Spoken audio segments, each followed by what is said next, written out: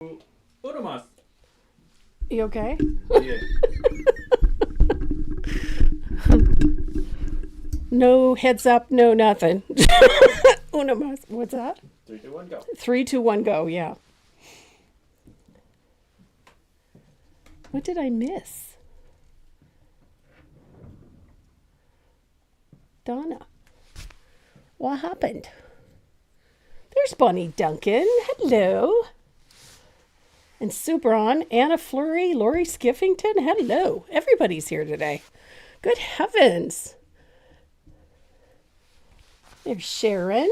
Deanna Swindlehurst. Is it dry in BC today? And Kathy Williams from sunny but chilly Tennessee. Kelly Davis. Buffy. A great name, Buffy. Hi.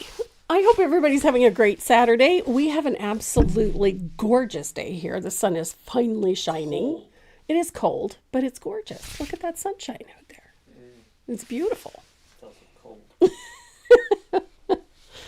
So I hope everybody is here for a good day of painting. We're going to be painting Pretty Poppies. This is an older design. It's the only one of a trio that I haven't taught. So we're going to play with that one today.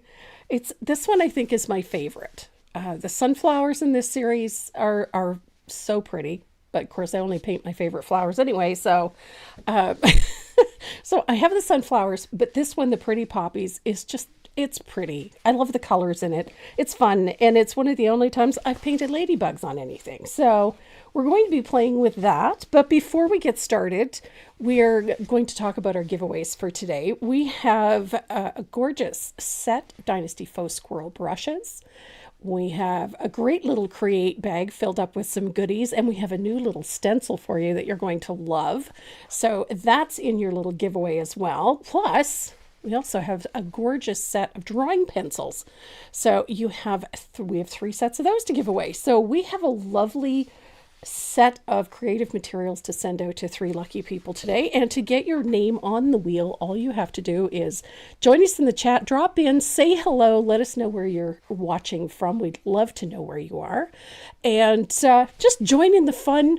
And by all means, please hit the subscribe button on my YouTube channel and the follow button on Facebook. That way, your name goes on the wheel, and by the end of today's live, we're going to spin the wheel, and 3 of you will win those great giveaways for today.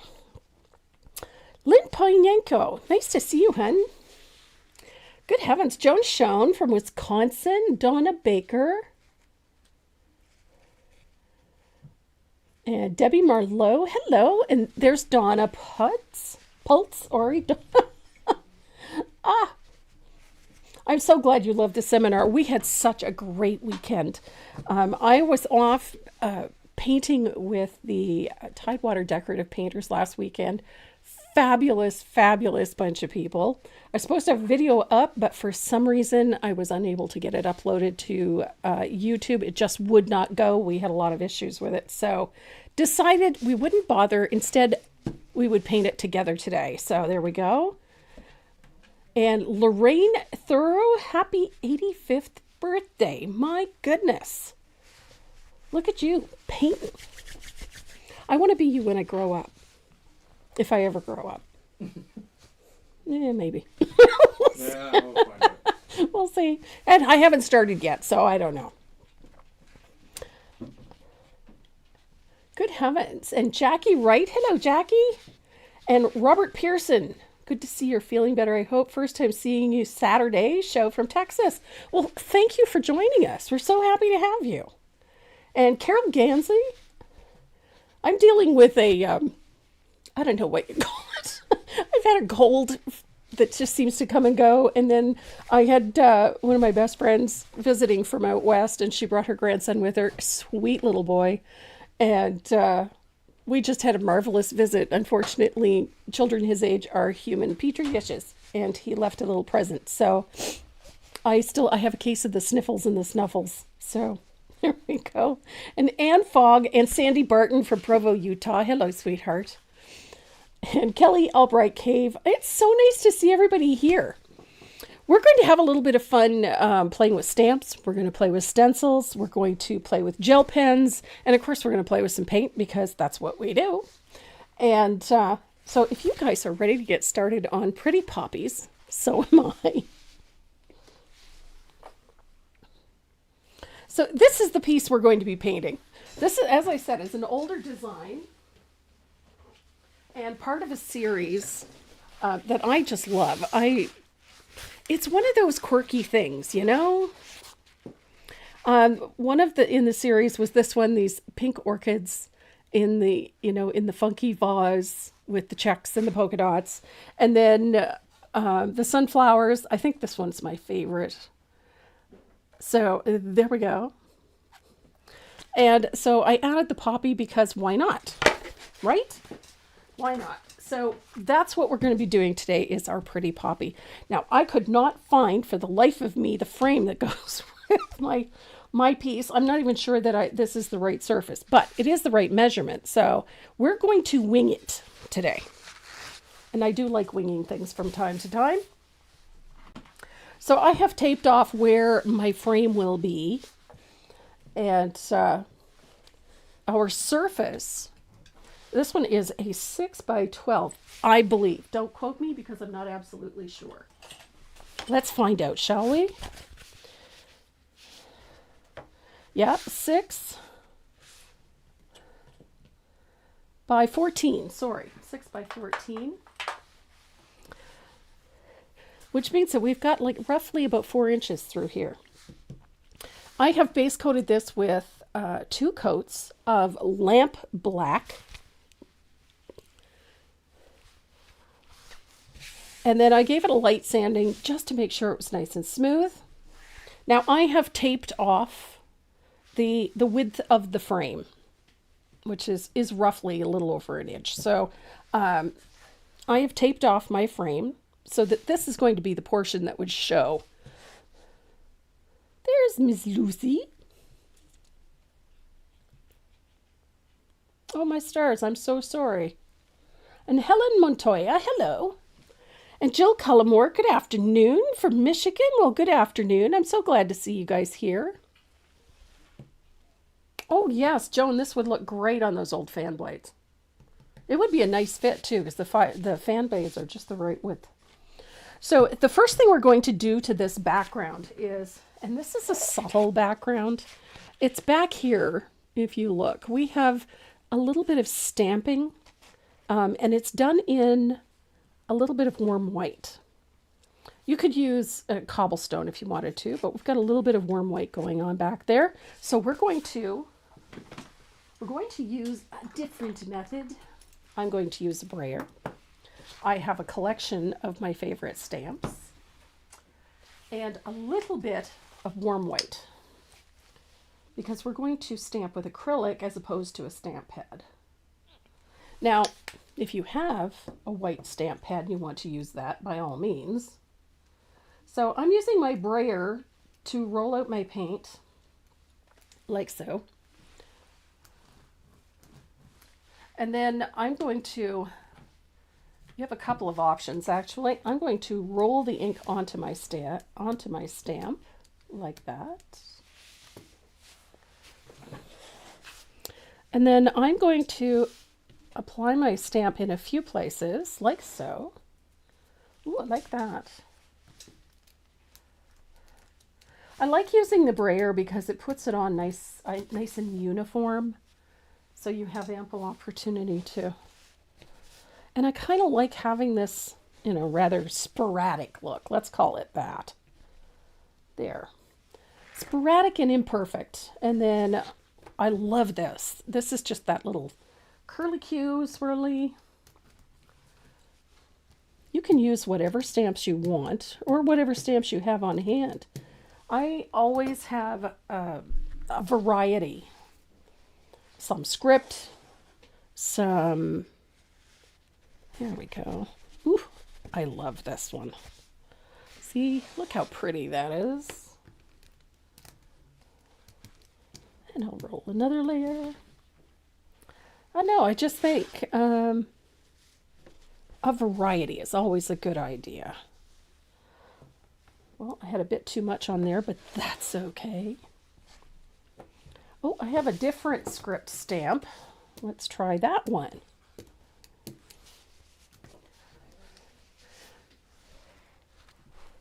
The handy part is having that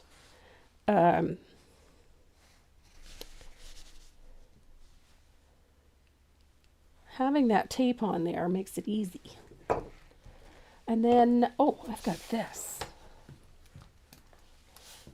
So what I like is a lot of variation in here.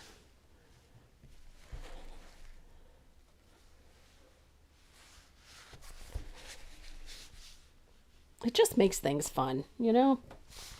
And then, of course, I have to have a cancellation stamp because it's me.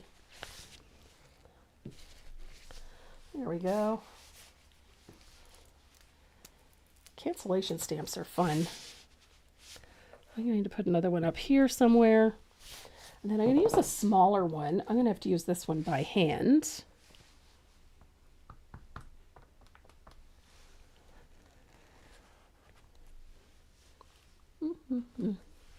Everything I do has cancellation stamps in it because I like cancellation stamps. It's just a thing.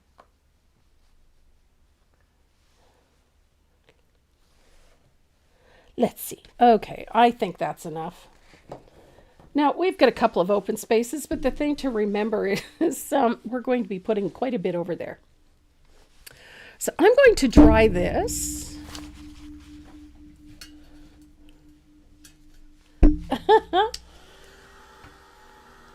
There we go.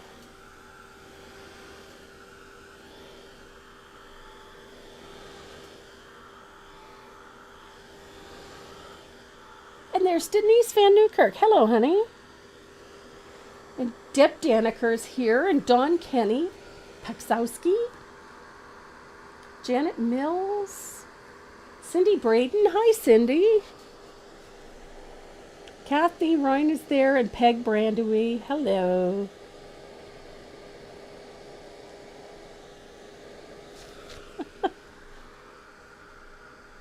Ew, Kathy.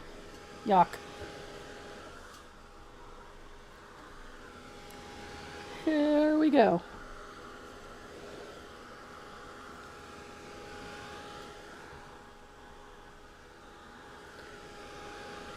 So, that is nice and dry. I'm going to put my brayer into the water so that it gets clean. So that's nice and dry.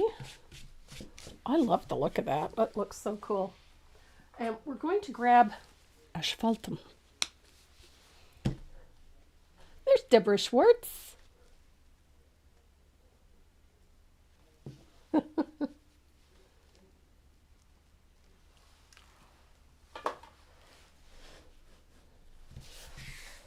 So I'm going to grab my little sander. Ta-da! So we're going to give this a light sanding. Just very light. I just want to soften this a bit and get rid of any ridges that I may have inadvertently created. I like to distress things. Here we go. That should do it. And I'll grab a little piece of shop towel.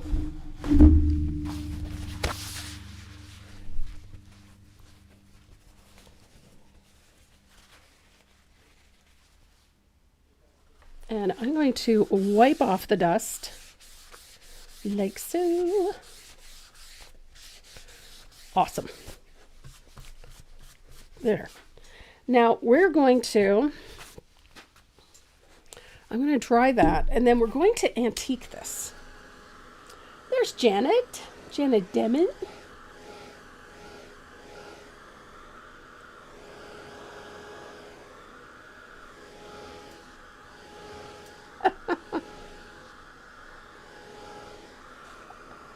Mary Montoya. I love this look, and I haven't done this type of thing in a while, and I really, really wanted to do it. So I've got a little bit of asphaltum on my palette,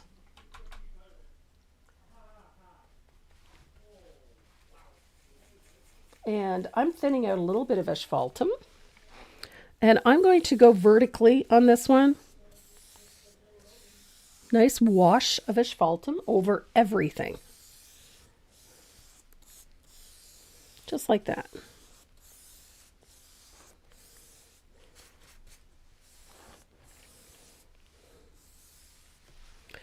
And then I'm going to dry that, and then I'm going to repeat it.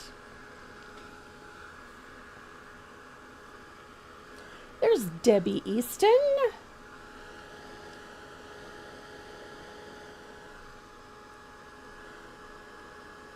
You know what, Carol, I'm glad to be back too. As much fun as I had last weekend with the ladies at the Tidewater Decorative Painting, I really missed my gang. It's always so much fun to paint with everybody. I am feeling much better, thank you. Just a case of the sniffles.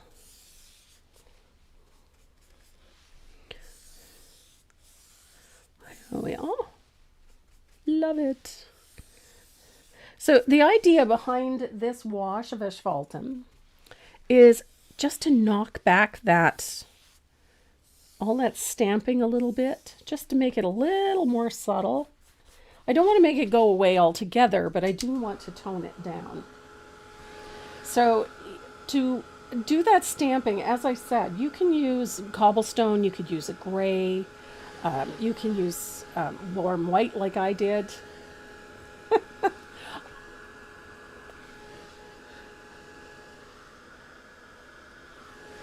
Connie, oh, what kind of soup? I made potato leek this past week. It was delicious. And Sue Black is here. Good morning. Monty Dersham, hello. And Linda's mom, Mary, is watching. Nice. Oh, it's so nice to be missed. There we go. I think that's good enough. It looks a lot brighter on the screen than it actually does in person. That's because it's all lit up. But so I have my line drawing right here. And I'm going to line that up, roughly center it in the middle of all of that. I'm just going to double check. Oh yeah, lots of room. Oh, you could drive a truck through there. No worries. I'm going to roughly center it. I want about a ½ inch from top and bottom. So I'm going to tape that into place. And then we're going to use a little bit of white graphite to trace our line drawing on.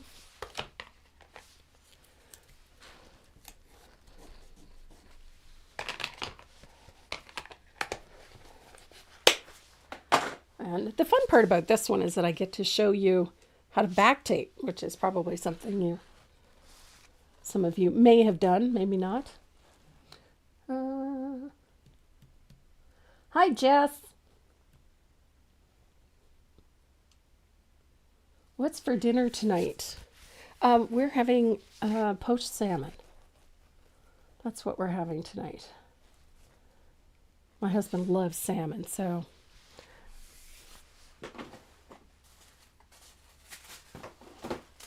that is what we're having this evening. A little bit of poached salmon.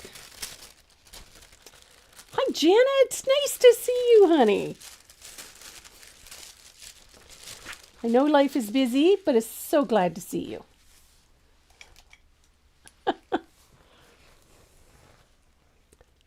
Oh, couscous is so good. Vegetable soup. I just made a great big batch of homemade vegetable soup. So I'm just going to quickly trace my line drawings. Now I'm using a 0.38 Uniball Signo in red gel for a couple of reasons. the red gel shows up so I can tell where I've been. That's always a bonus. But I like the 0.38 because it leaves me with a very fine line of graphite, which makes it so much easier to erase. We've missed you, Janet.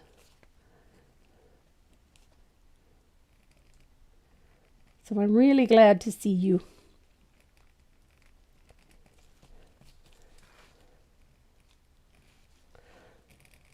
So easy peasy.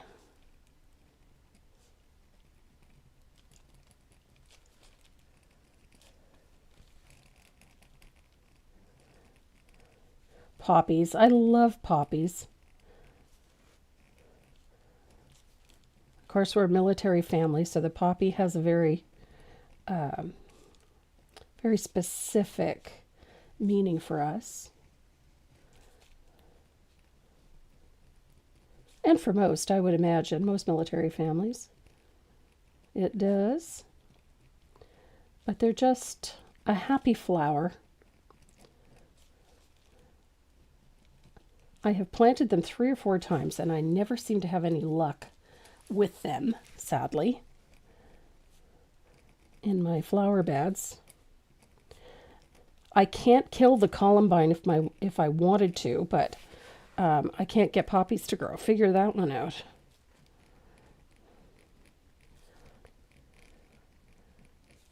I have beautiful columbine that come back every year. They've been out there for more than a decade, and they continue to come back every year, and they're amazing. The color is just gorgeous.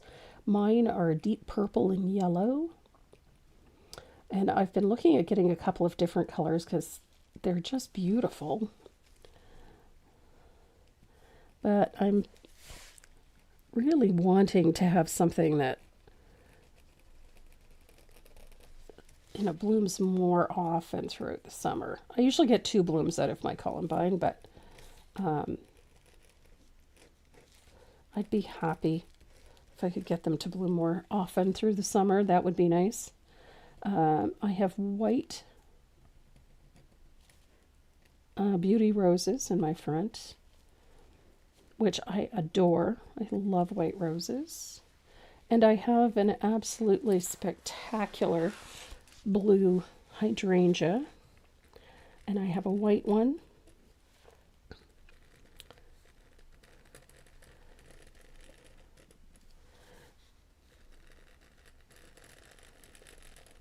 And my rhododendron.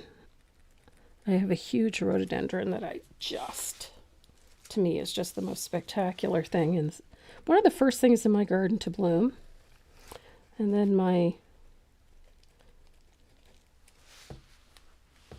have the name of that flower just escapes me at the moment. Oh, my stars. I had foxglove in my front flower bed for 4 or 5 years. And the bumblebees loved them, and then one day they just never come up, which was heartbreaking because I just loved them.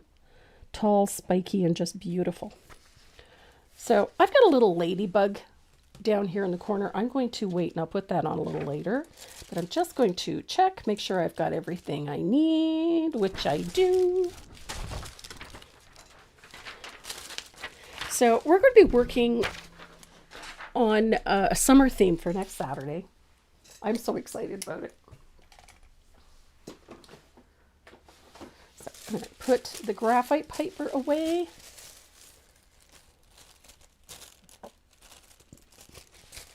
Wow, your husband served in the Navy, Carol. My husband served in the combat arms for 36 years.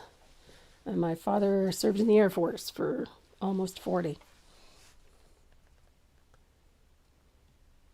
Oh, my stars. Nancy, you're lucky. I can't get them to bloom. I can't get them to grow here. I don't know why. Hi, Andrew. Nice of you to join us.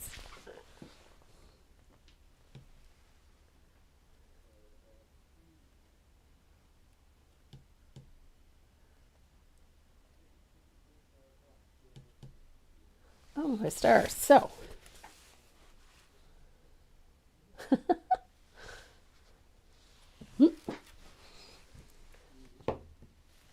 so the first thing we're going to do is put a little shading in and around this so that we can see it nicely. But also to make the vase, we want everything to stand out. So I'm going to find myself a nice little angled shader. Here we go. In the Marine Corps for 30 years. Wow.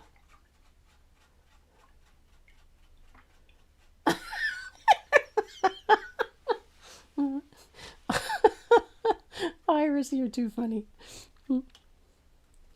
Hi, Vicky. And Denise Chavez is here.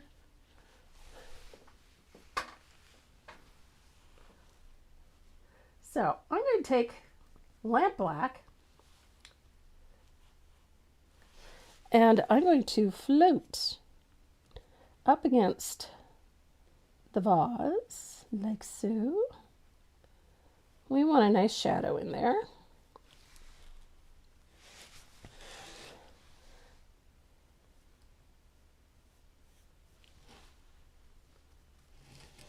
This is how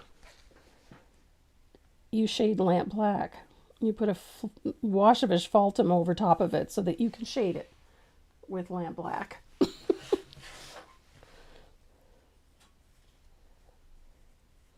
And this shading actually helps subdue that, all that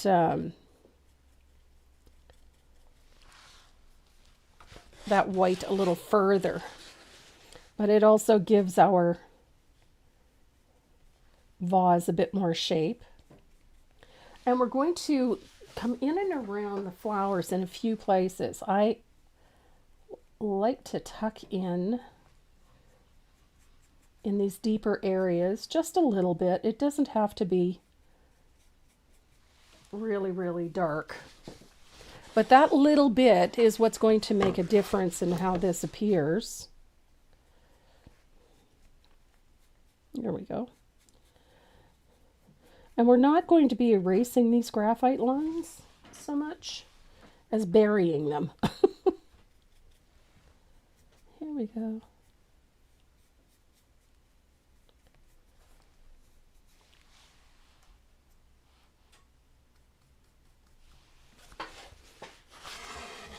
There's Patrick and Elke.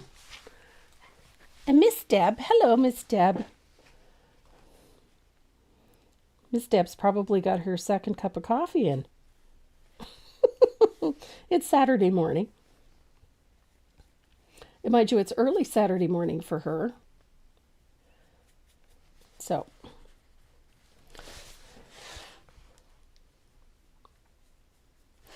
There we go.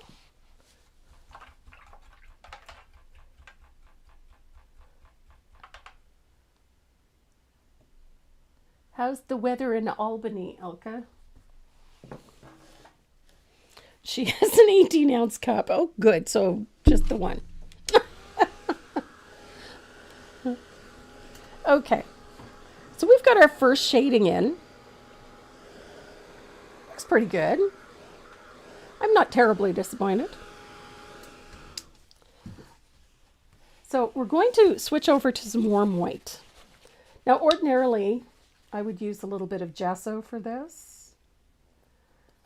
You can gesso or you can use warm white. Either one will work just fine. You just need to put a little bit of a barrier between you and that black. And so I like doing it with either a little bit of gesso or a little bit of warm white, as in this case.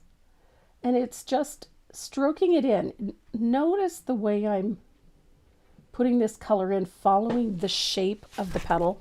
I curve with the shape of the petal, and I do it in long strokes. And it just makes it easier in the end. So when we are applying the color to these poppies, that texture that you've created, that pattern that you've created with the base coat is going to show through a little bit.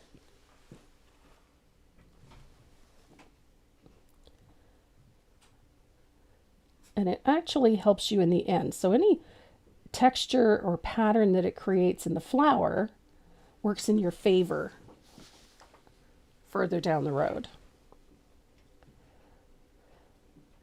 And I like using a good round brush for this because it allows you to tuck into and follow the shape of the petal just by pulling nice long strokes.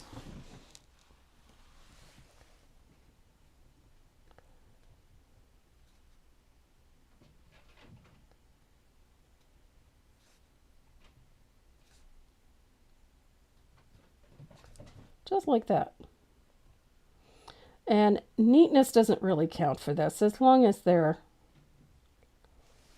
covering most of what you're trying to cover, you're all good. And all of those strokes get pulled back towards the center of the flower. Just like that.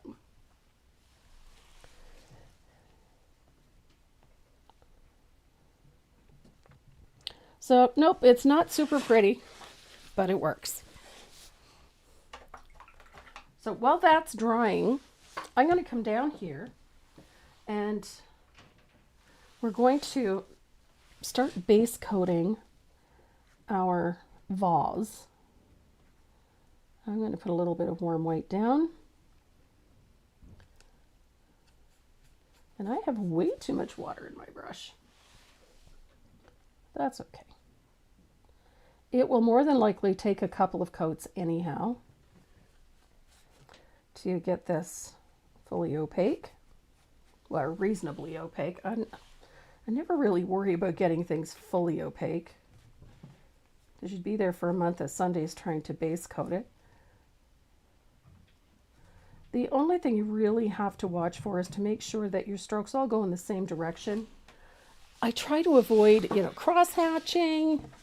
I try to avoid changing directions too frequently so that when I'm painting a space, I'm always following the shape of it. So any brush marks that remain or any pattern you create falls into the shape of the piece that you're painting. So here we go.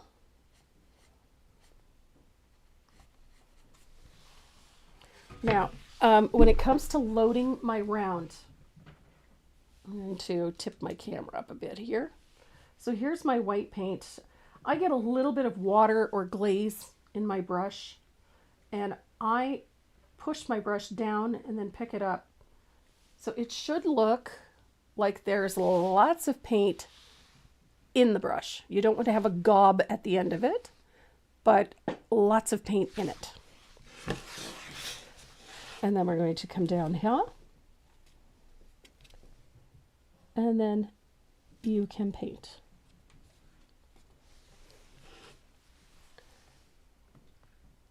And again, I pull that color all the way across. If you do it little strokes like this, you're going to have a pitty-pat mess. So try to pull the strokes all the way across as far as you can. And then you'll end up with nice horizontal strokes. And if there's any pattern created or any texture created, it's all going to fall into the overall design. You're not going to have to fight against it in the end.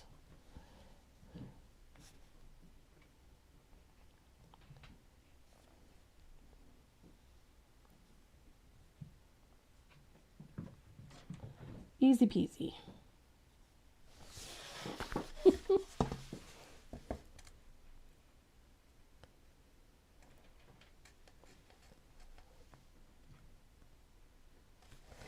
There we are.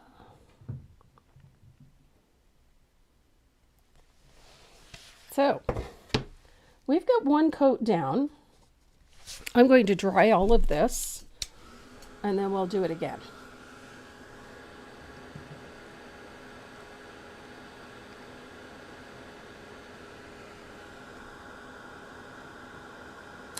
Carol, the brush I'm using is a number 4. Any number 4 round will be just fine.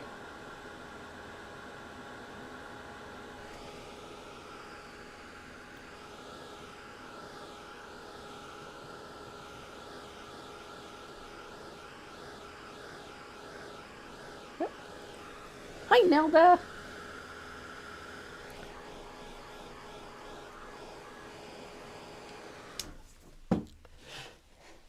This is just a fun to paint piece.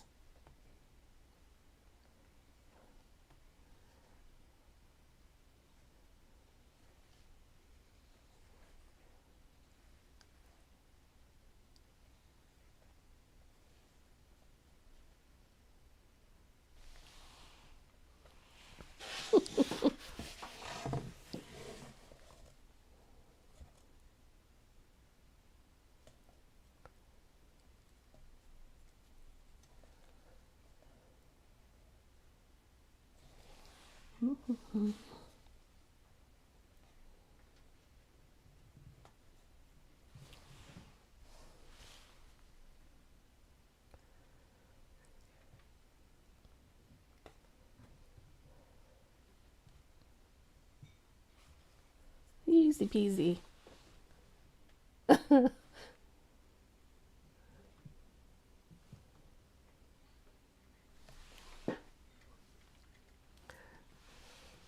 So that one looks pretty good. Let's finish this one off with a second coat.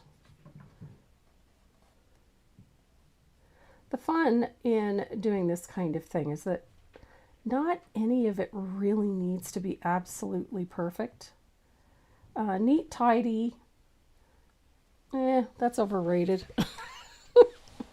That's why I say neatness doesn't count and perfection is to be avoided at all costs. If you can manage to get it neat and tidy, great, but if not, that's okay too.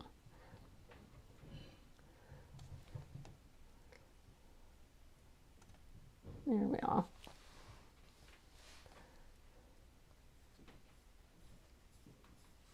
I like the idea of imperfections and things like this.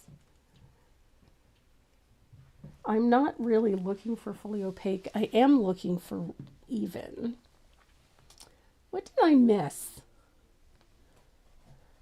Right gift at the right time. Robin, what did you get him?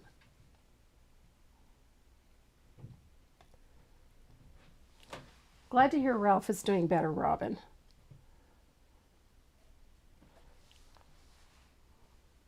Scary, scary. So,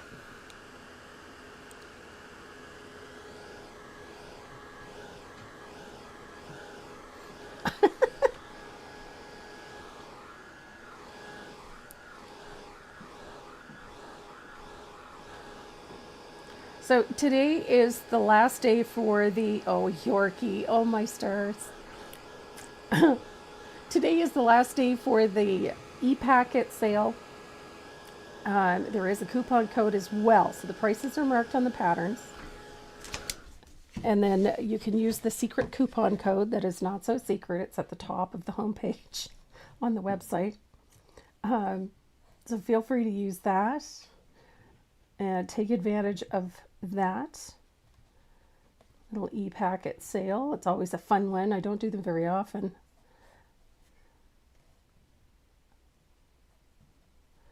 So we have that up there. And the coupon code is for 20, I think it's 15 or 20% off. And there's also some deals in the surfaces too. So if you're looking for supplies and stencils and whatnot, be sure to check it out. Okay, so that's done. And now we're going to base coat the opposing stripes with lamp black. And this is the nice part about using lamp black for this, is that it's also a chance to clean up any little spots. You know, there's always spots, but this gives you a chance to clean them up.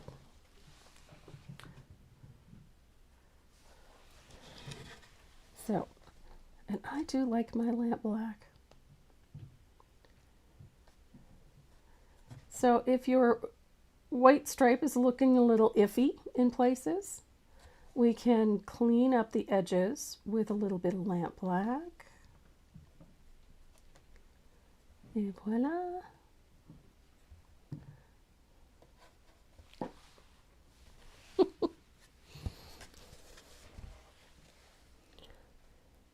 I think what appeals to me about this particular piece is that it's not traditional country, it's not cutesy country, but it has that sort of farmhouse vibe to it, I guess. I'm big on the farmhouse thing, so a lot of the time you'll see me use checks and polka dots.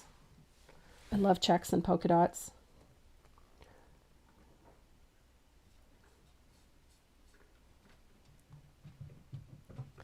Now in the original one, I just did polka dots on the black stripes. And that's all fun. But if you really want to, you could use smaller polka dots on the white ones, on the white stripes too.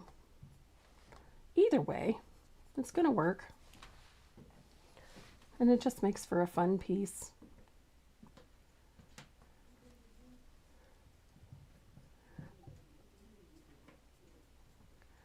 This time last year I did a piece with an ice cream cone on it. And next week we're going to be doing an ice cream, like a vintage ice cream parlor theme. So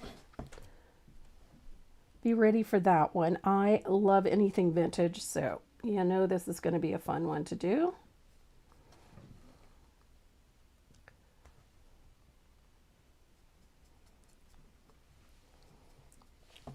Vintage ice parlor sign. We're going to have a little fun with some nifty techniques.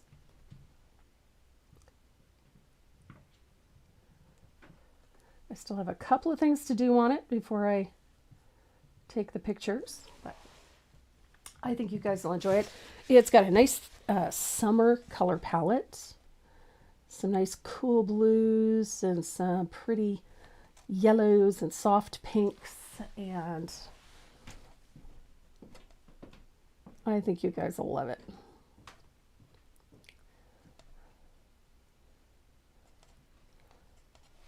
And the techniques that I'm using to paint it are not difficult, but there's a lot of fun ones in it. So it means there's a bit of work to do it, but lots of fun anyway.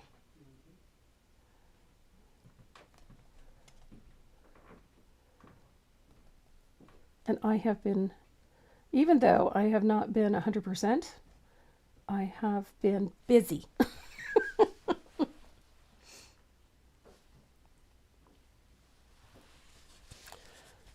So our vase is almost done. Yeah, voila. Simple funky vase. I love a funky vase. So I'm going to dry that really well.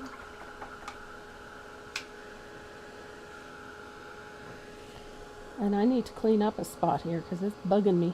There we go.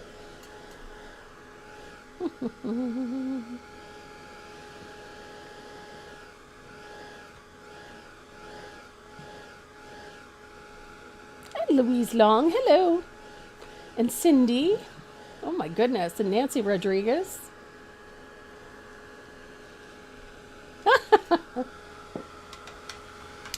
Well, I'll give you a sneak peek. How's that?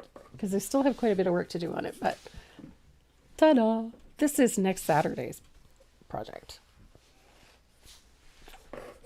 So, just a sneak peek. Who doesn't love ice cream, right?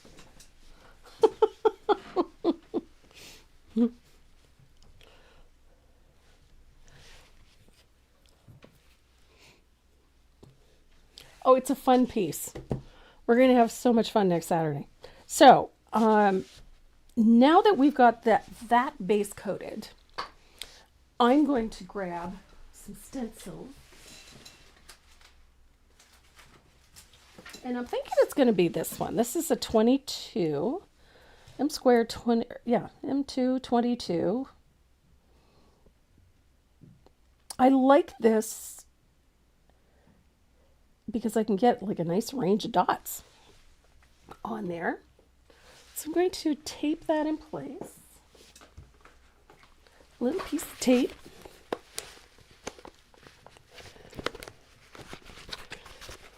So yeah, so we're going into, it's actually officially spring, so that means that we can paint summer stuff now.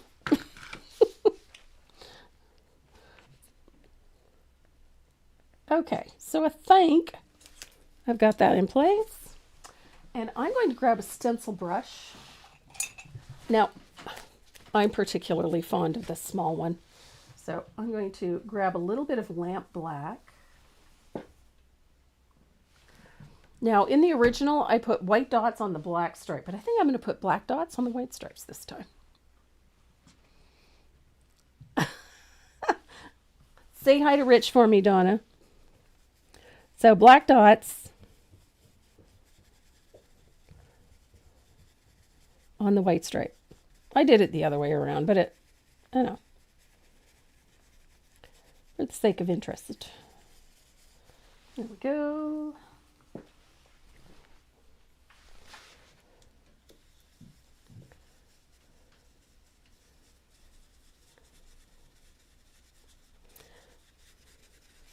Just fun. So, as I said, you can do it either way. I just want to do something different. So, I've got the 1/4 inch polka dots on the white stripes.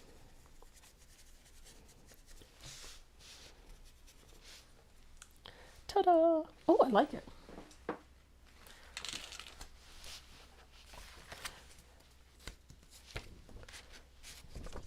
So I'm looking at this. Wouldn't it be fun? We could, do that the other way and continue with the white dots.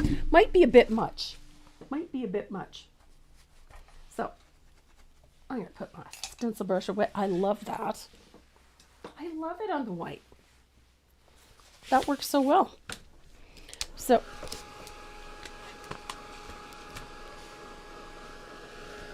exactly, Debbie. It's my piece. I can do whatever I want. And Tammy Smoot. Hello, Tammy. And Lisa Morgan. And Elaine Saith. Hello. My goodness, it's so nice to see everybody today. And Gail Jensen. Hello, Gail.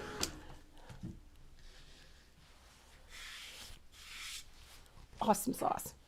So now we have to start shaping our vase, and we're going to do that with asphaltum. Why? Because I like asphaltum, that's why.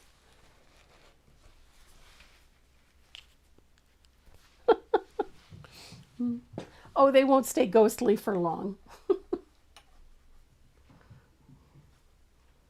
So I've got a nice big angled shader.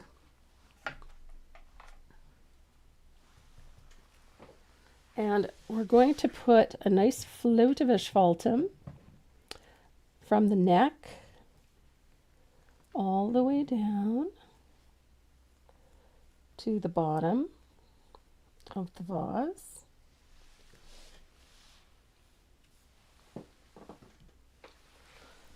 And we're going to dry it. And we're going to repeat this because we want a fairly, I know, Denise. Thank you, Donna. Rest well. Denise, yes, I know, Denise. We're all shocked. Yeah, we are terribly shocked that I used asphaltum.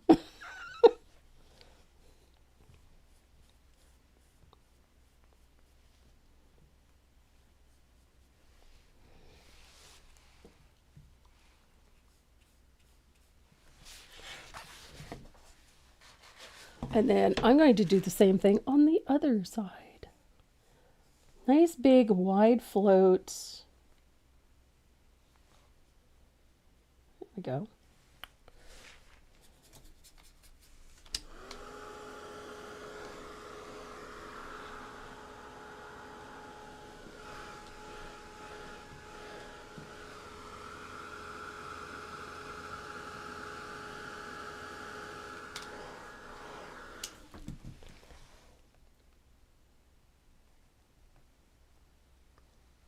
we go.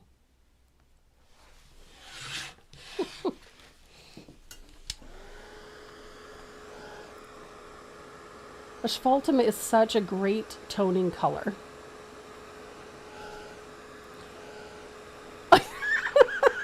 Yeah, I know. I think some people would be shocked if I didn't too.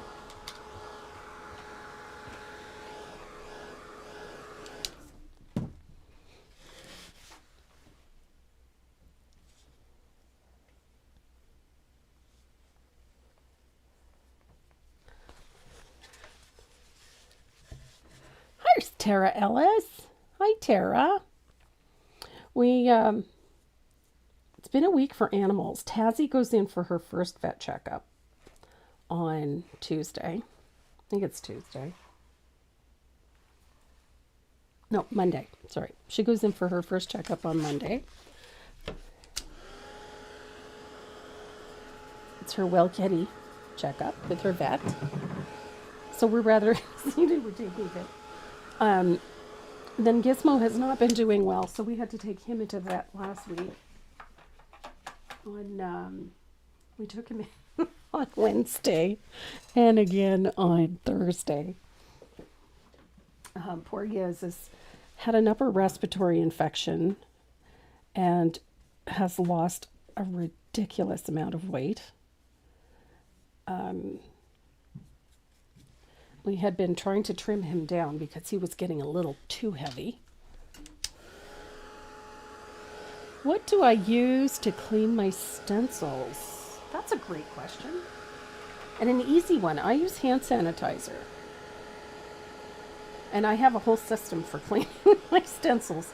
And we'll take a little time a little later on, and I'll walk you through it because it's not a difficult process, but it is a process.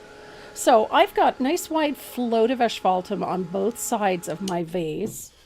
And I've tried to keep this one a little narrower than this one because I want to keep this area following the curve of the vase for the highlights. And I'm going to use a stencil brush to put that highlight in because it's a light dry brush. And I'm going to use a stencil brush and a little bit of warm white. There we go.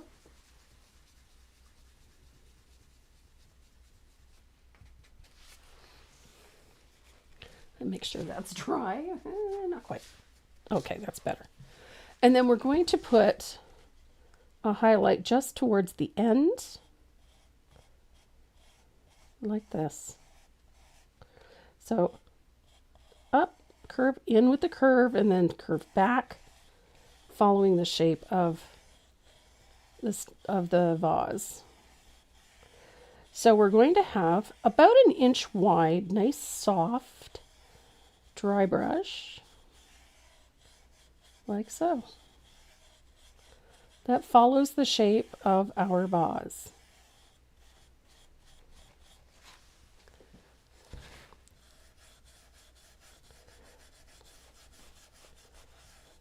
I like to follow the shape of the vase, like that. And then we're going to repeat that narrower right down the center of that and to the left. There we go. So it's a little brighter still. And then, just to the left, we're going to put a brighter stripe of that color right there. And it's always to the left. There we go. So now we've got that nice bright. I want to bring a little of that into the neck and a little across the top.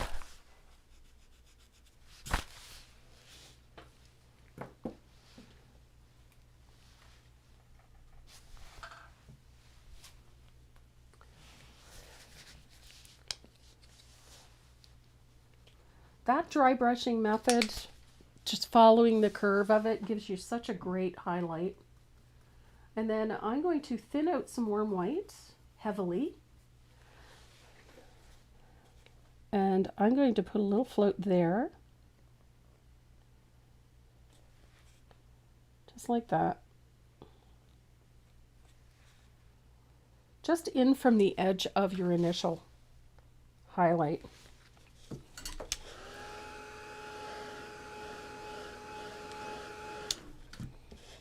And then I'm going to put brighter highlight right there.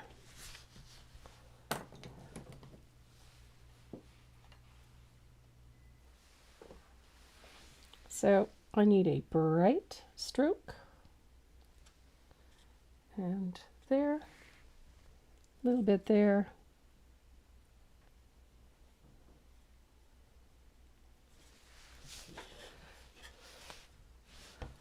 Not too shabby. I might want to soften this side a bit. Just didn't quite go wide enough over here, that's all. There we go. So now we have a nifty highlight on our vase. And then we're going to do some detailing in here. Now I love my gel pens. You guys know that already. And this one is so much fun. I'm going to use a squiggly line across the top of the white and just frame it in. And it is super squiggly. I'm going to go back and forth over it a little bit because I don't want it to be simple. I don't want it to be too straight. I think straight's overrated. Straight lines are overrated. They have their place, but we don't want it on this vase. And I'm going to do the same thing on the vase. Like so. So fun. Now, we have a ladybug to put on here. Now, I have a line drawing with a ladybug.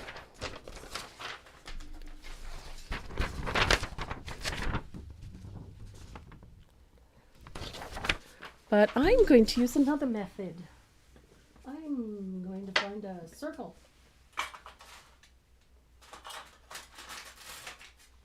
Nope. Oh, there we go.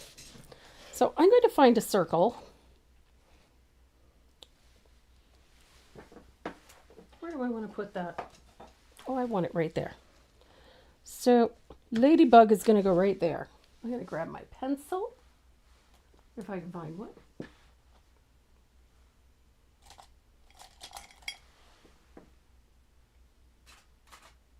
How can you be in an artist's studio and not have a pencil? Seriously, where did my pencils go? I cleaned up, now I can't find anything.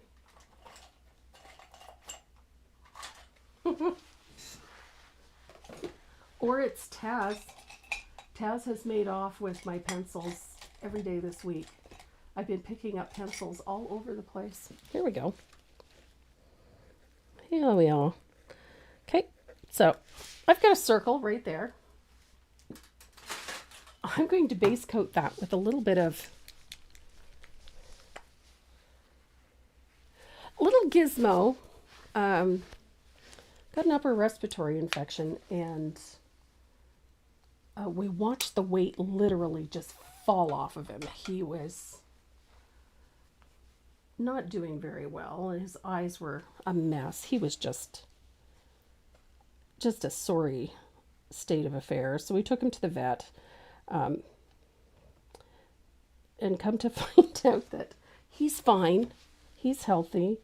All of his blood work was, no concerns whatsoever. He had an eye infection, so we got drops for his eye infection and brought him home, but he did not cooperate the first day, which is why we ended up having to take him back because they did not get enough blood to do his tests. He put up such a fuss that he needed to be sedated. Mildly, but sedated nonetheless. And he was very, very stoned for 2 days. all day and a half. So yes, poor Gizmo was not himself for a few days. And then once we got the eye infection taken care of, he seems to be bouncing back quite well. But our Gizmo is also 14 years old, so, or will be in about a month. He'll be 14, so he is not a spring chicken, but he is doing much better.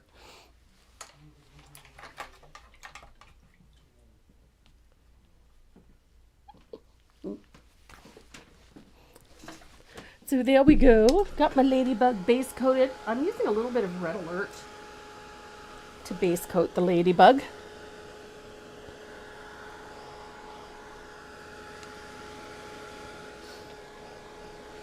Like, how cute is that?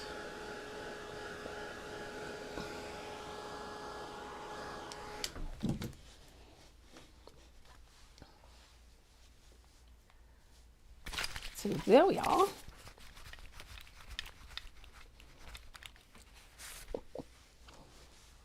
Make sure that's good and dry. Now, we need polka dots. We definitely need polka dots for our ladybug. So I'm going to draw a line right down the middle. And I'm going to grab a teeny tiny polka dot. I need an itsy bitsy tiny. I was going somewhere with that. Don't ask me what. There it is. Ta-da! Teeny tiny polka dots. Well, what do you know? It doesn't quite fit on there, but that's okay. We'll just use one or two. So, again, I'm going to use that little bit of lamp black. And I'm just going to gently stencil polka dots onto my ladybug.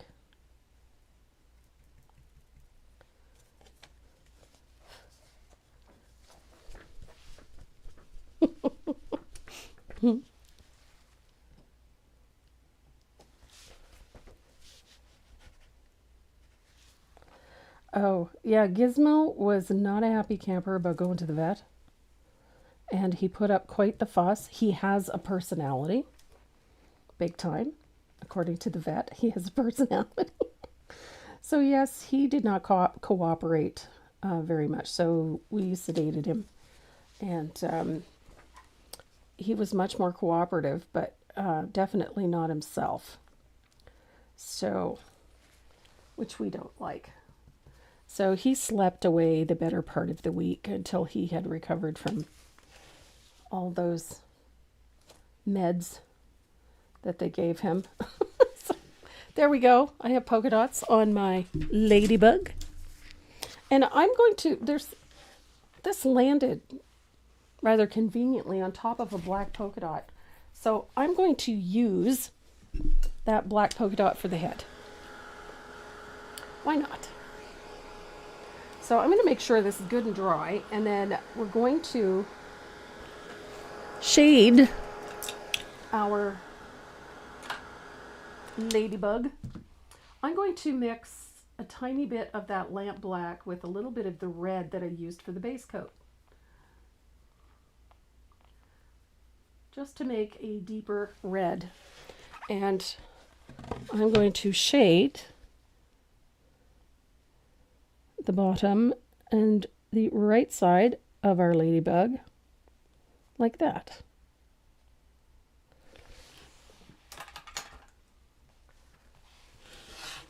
And then I'm going to use a teeny tiny amount of warm white to put a highlight down the center vein and on the right side. Left side. Good gravy, Marie. There we are. Of our ladybug. Little highlight on the head as well. There we go.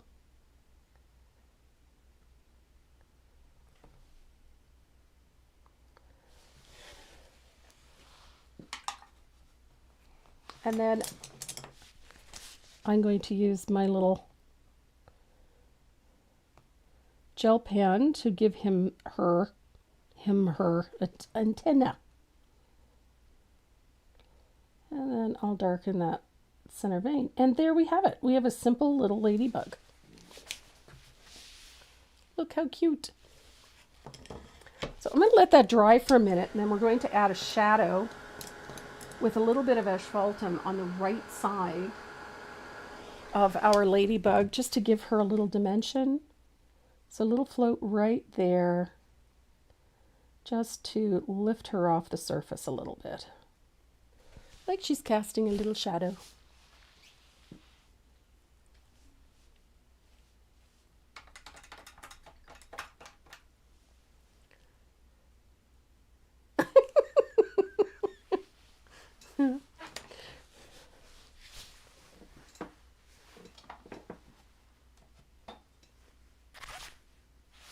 So we've got our vase pretty much taken care of. We're going to come back to the vase in a little bit, but we need to tackle some of these leaves. Now, the color that I used in this previously was a little bit of green gold, which is a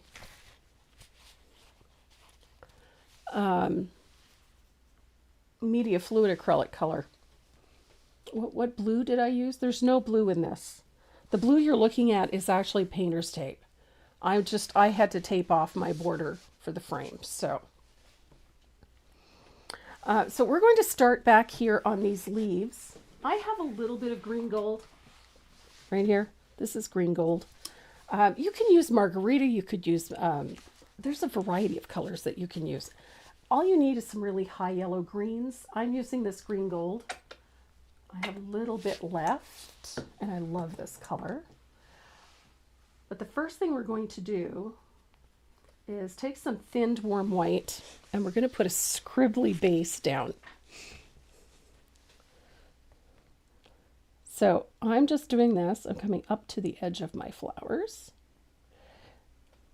I'm just making a very wonky leaf pattern. I am going over the tape, but that's just for the sake of continuity. So up against my poppy.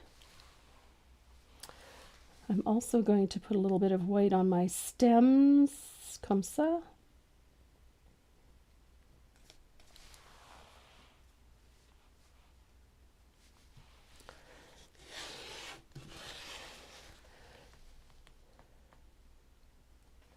I like doing my leaves for poppies this way because when you're applying this white or your gesso or whatever it is you're using, it has a tendency to go on in an irregular fashion. So you're not getting an opaque white.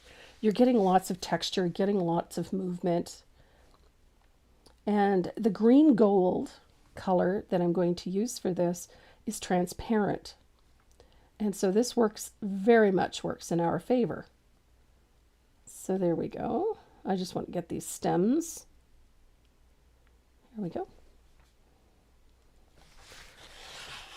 So if you have a close look at it, you can see that there's lots of texture, but it is not a fully opaque base coat. And that is going to show through when we do that green. So I'm going to dry that, and then we're going to go into that green. This is such a fun way to paint this. Now there's a couple of different ways you can do this. You could scribble it in like I did with the round brush, or you could use a chisel blend technique using an angled shader. We're going to use the scribble method because it works. It gives us the texture we need. So green gold in the brush. And now I pull a little bit in. Look. So you get those variations wherever you go over the green or over the white. Wherever there is a darker value showing through, shows through the green. So it just turns it into another value. So almost like a glazing method. And I'm going to do the same thing to this one. Easy peasy. Don't overthink it, just put the color on. It's fine. So even if it goes off the white, that's okay too. Like that. Now I'm going to switch to my rigger because I want nice clean stems. Just like that. I have a real knack for getting too much water in my brush lately. Here we are. A little bit in there.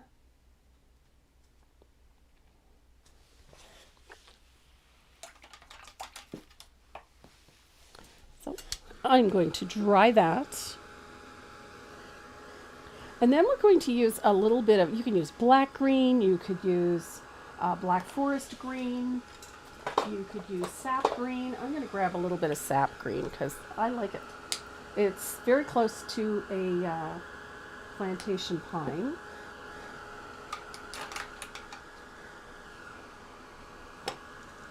And I'm going to grab a small angled shader. You don't need a lot of this green. This plantation pine, it's very small. And so you can just go in like this, in a few of those shaded areas with a little bit of that sap green, and just squiggle it in. We don't need much.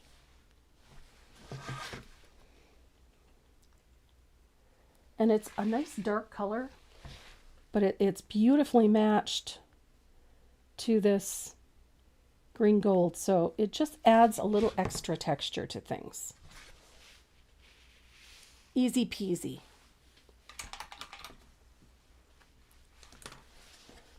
So I'm going to dry this, and I'm thinking I might want a little bit of a lighter green, so I'm going to pick up a little bit of warm white, because a couple of spots here, I think I got a little carried away with the green, with the darker green. So I'm just going to bring in a little tap of white. Yeah, I think that's fine.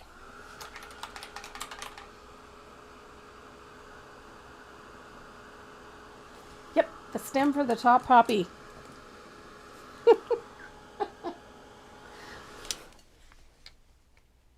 I can always count on my oldest friends to keep me in line. There we go. Thank you, Deborah.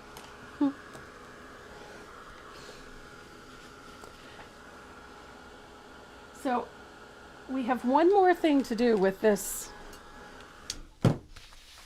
sap green. We need to separate all of these stems. So this one goes to that. So I need to put a shadow in here. I cannot seem to keep the right amount of water in my brush today. There we go. I'm gonna have to go back to my sponge.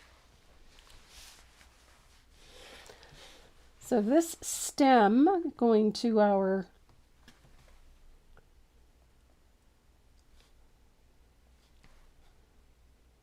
there we go.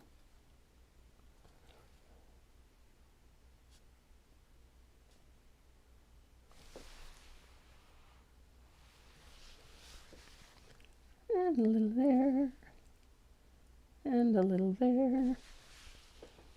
I love it.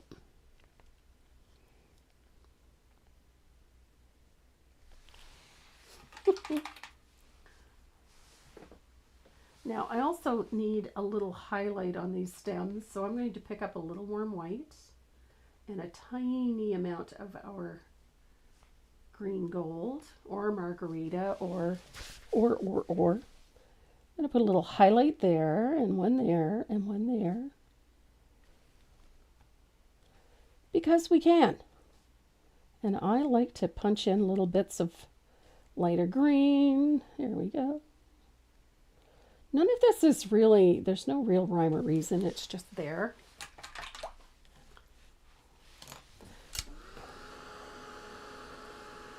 And then we're going to come into those leaves with the gel pen. Just like we did with everything else. I love my gel pens. There's Lynn H. from Southern California and Charlene Saxton. Hello.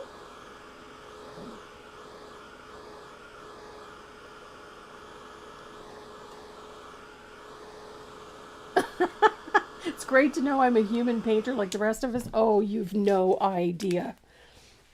honey, I can mess up the Lord's Prayer. So I'm just using my gel pen to put in squiggles. So I'm just following the general shape of those leaves with squiggles. And all this really does is it just helps promote the overall shape, and it helps you define some of the individual leaves, let's call them that.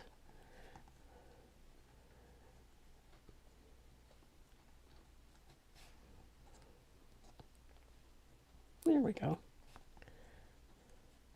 So they're just little squiggles, and they add a nice little bit of texture to the leaves.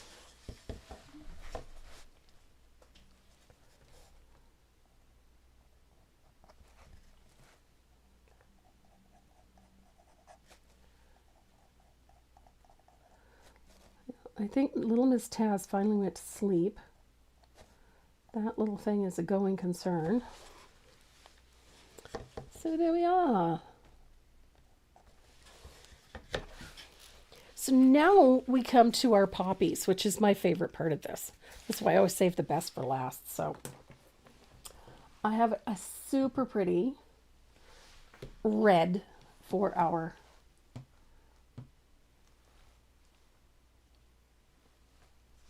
poppies here. And again, we're going to be putting in this color following the shape of the petals.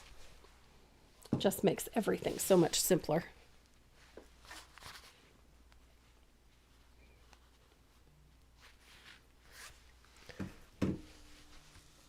So we're going to come back to that number 4 round, and I'm going to use a little bit of Jus Sonia, and the color that I'm using is called Red Alert.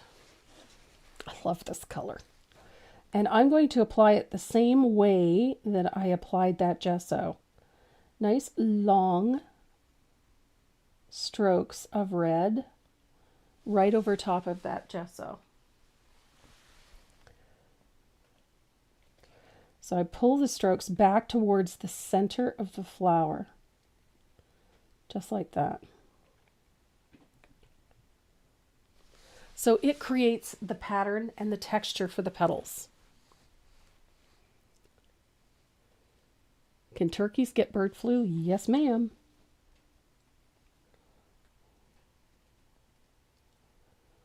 So there we go. Same with this one. Out to the edge. Pull it right back to the center of the flower. Just let the color run out.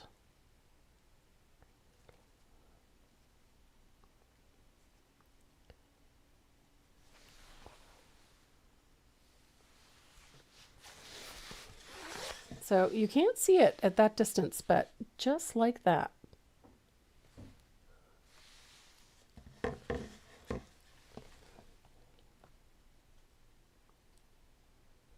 Back towards the center of the flower. Nice long strokes, long and smooth.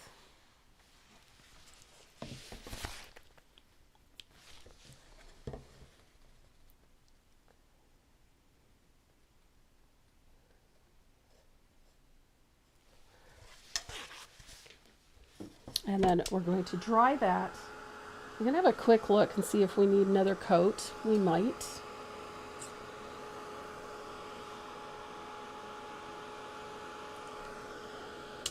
But while that one is drying, let's do this one.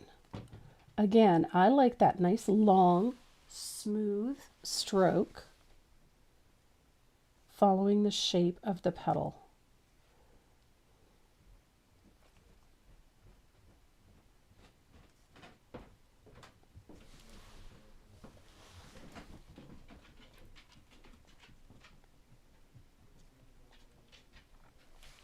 When you're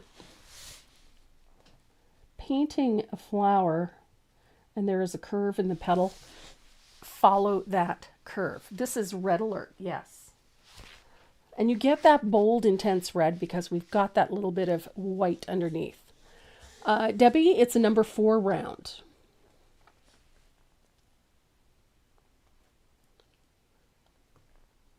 And again, I am pulling that stroke back towards the center. And more often than not, directionality is what gives you a more lifelike petal.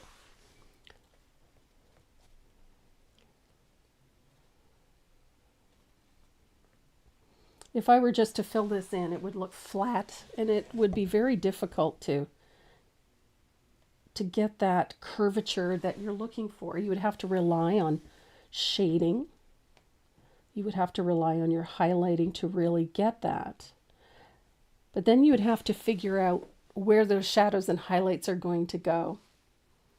And this method of stroking in the color helps you see where it should be when you're stroking in like that. So now we've got that instant curve. We can see where our petals are going. You hear the pitty pat of Maze. Yes, you do. She's right over my head.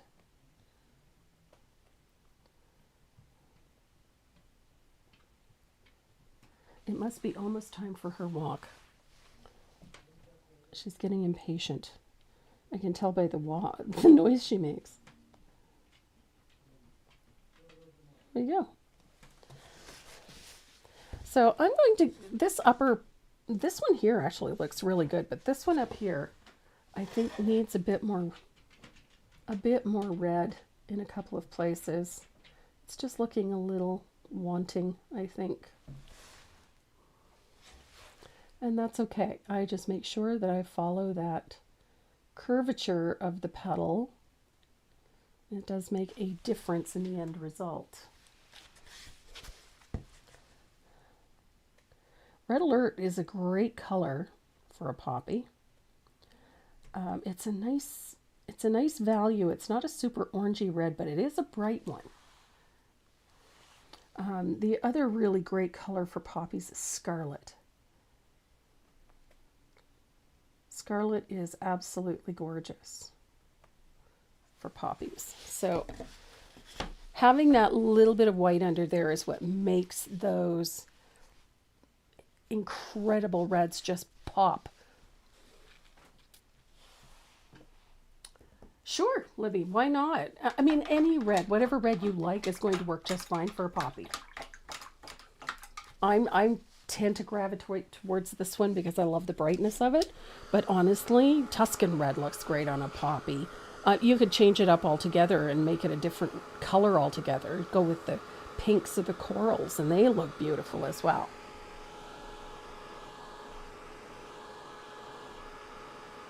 So I'm going to dry that.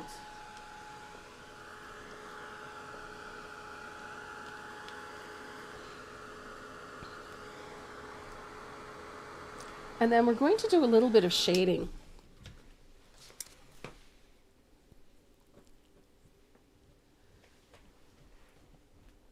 What is my discount code for the brush, guys? It's Tracy M.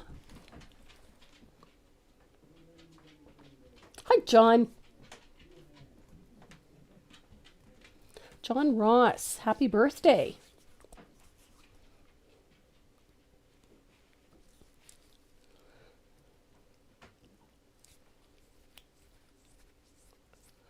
And Wanda Nunez, glad to have you here. You're very welcome.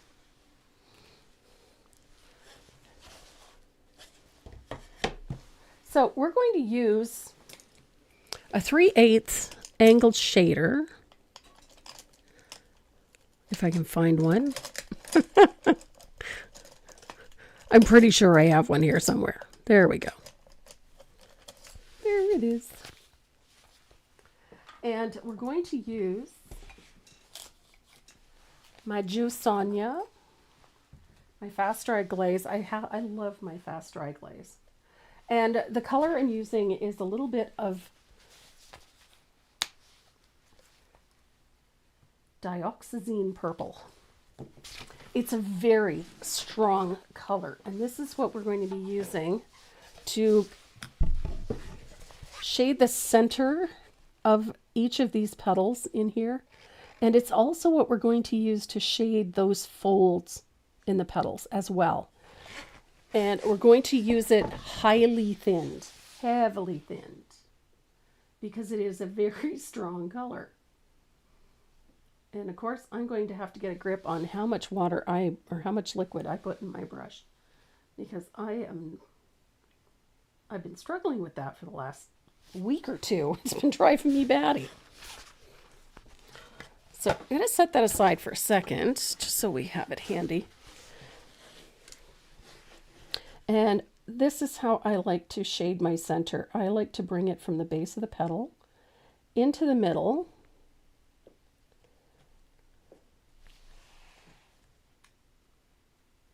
Here we go. Didn't quite have enough color in my brush. There we are. And I'm using a chisel method to put that color in. I don't want this to be a solid band of color. I want it to sort of be dark at the center and then fade out a little bit as it goes up. Just like that.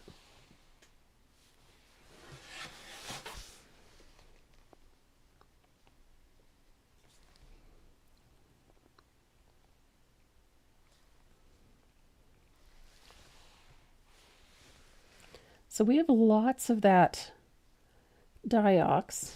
Oh, now I don't have enough water in my brush. Good gravy, Marie. There. So there's one.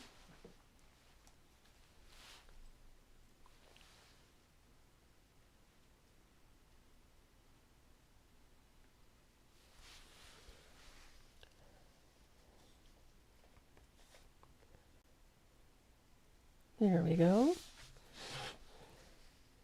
Now that shadow can come up about 1/3 of the way.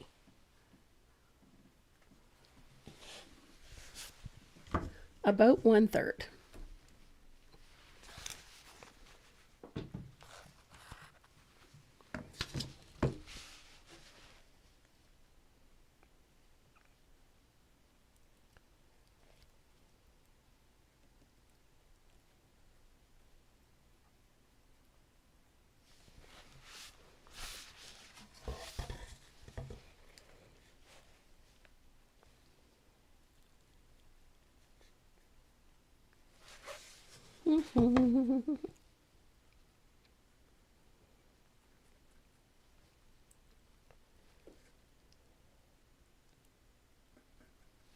There we go.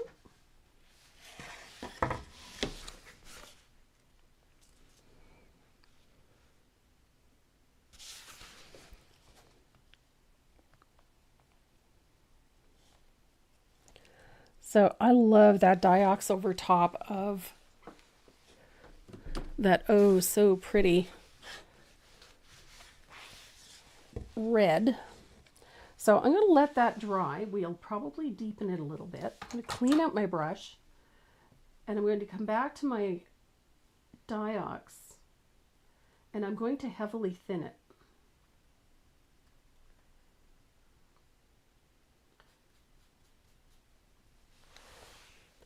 Because we're going to put some nifty little shadows in. We need to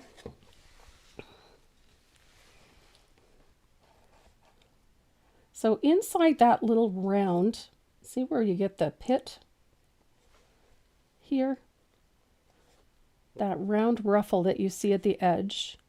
You're going to put a float and then you're going to pull it straight down like that, right to the center.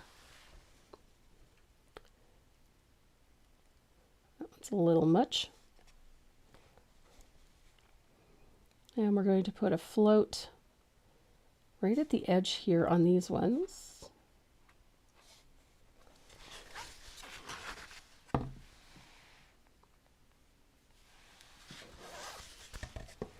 I missed one. There. So when you put those little floats in like that, that creates a ruffle.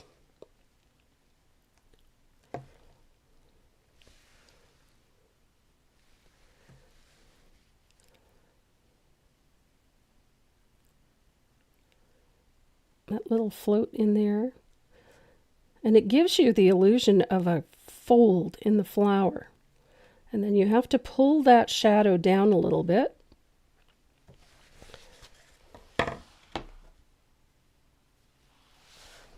Because we have a little flip right there. And a fold there.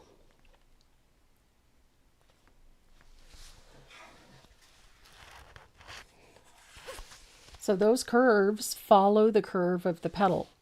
So when we highlight on the opposite side of that, I want you to see what happens. So the highlight color we're using on the poppies is Orange Flame.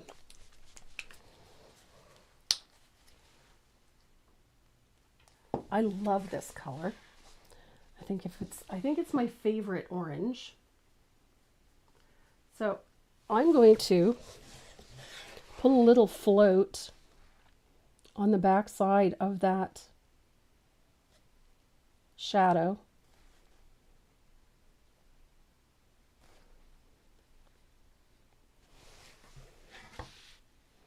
And that's what gives you that great curve.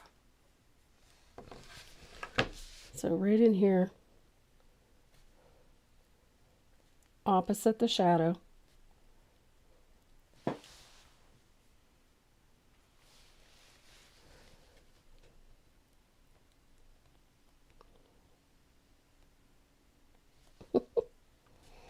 And I love that little punch of color. You would expect it to come screaming off of there, but it really doesn't. So I'm going to bring that orange stroke in and down towards the center, just a nice little bit. It does lovely things for our poppy.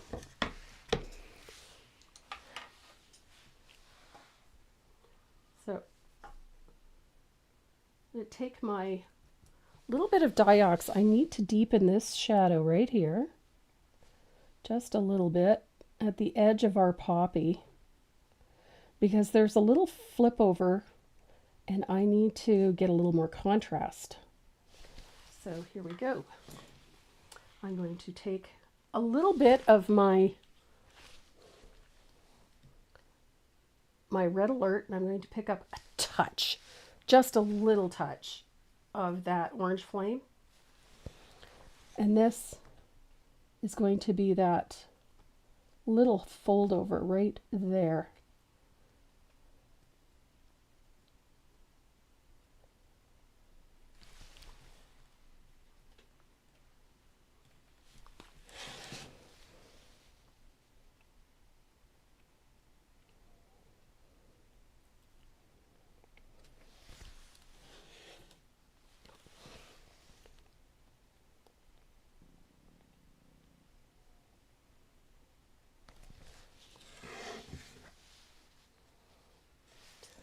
So I've just painted that in. I wanted this a little bit darker, so I may need another coat.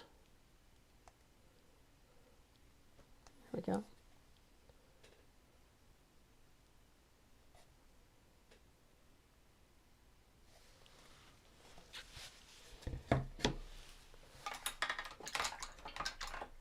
I am off screen. Yep. I couldn't see it, so I had to pick it up. So there we go. Just that little bit in there. Now I'm going to take a little of that Diox purple, and I'm just going to tippy tap a center into these flowers, just like that, with a little Diox. And then I'm going to pick up a tiny bit of warm white, and on the highlight side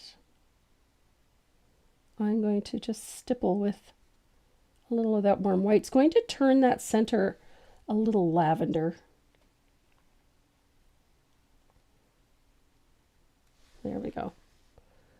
A little highlight in the center of our flowers. Orange Flame, Debbie, is the orange. So I'm going to dry this. We are going to bring a little green into that center as well, just a tiny bit. I'm using just a little bit of that green gold. Just a few little tiny dots of it. There we go.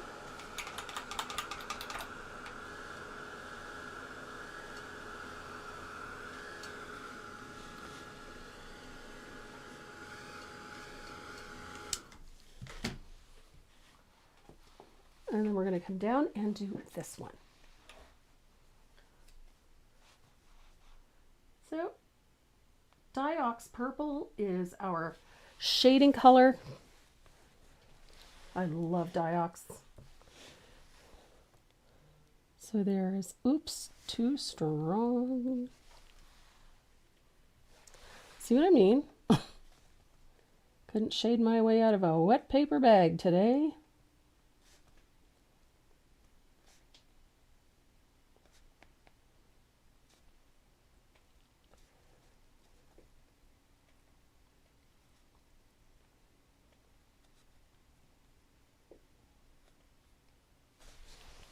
Little shading.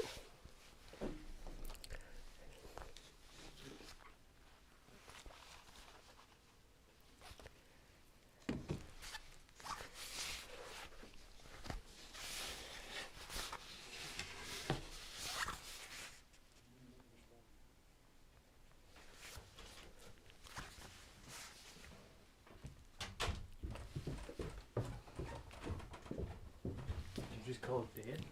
I didn't intend to. How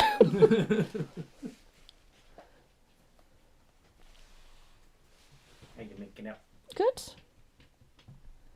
We're just putting some,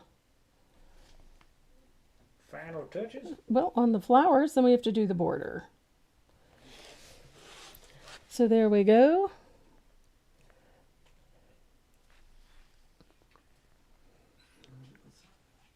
Carol's asking if you can show us the trick with the sponge today. I will. I will indeed. So there I've got my shading in. I'm going to stroke in a little highlight. How is Maze? Maze is busy.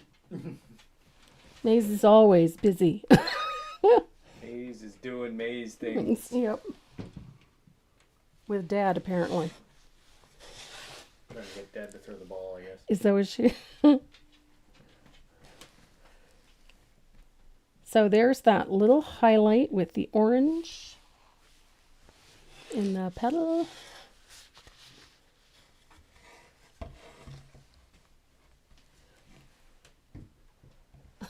Everybody's saying, hi, Miss Maze. No, Miss Maze is in there.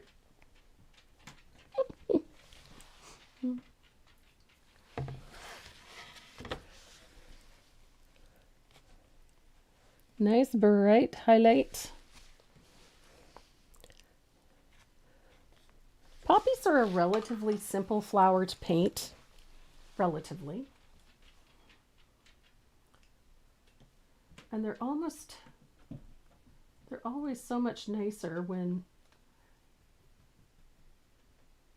they've got a little heat in them. I always like that little bit of orange in the poppies. So there we go. That's better.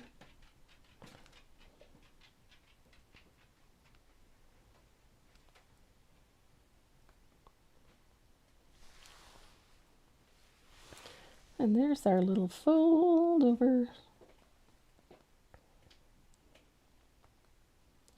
There we go. Et voila. It's your turn, Debbie. You're going to pick me up today. So I'm going to dry this real quick. I have no control over who gets picked on the wheel. So we're going to dry this really well. And then I'm going to show you how to remove tape from a wood surface. and then how to back tape. So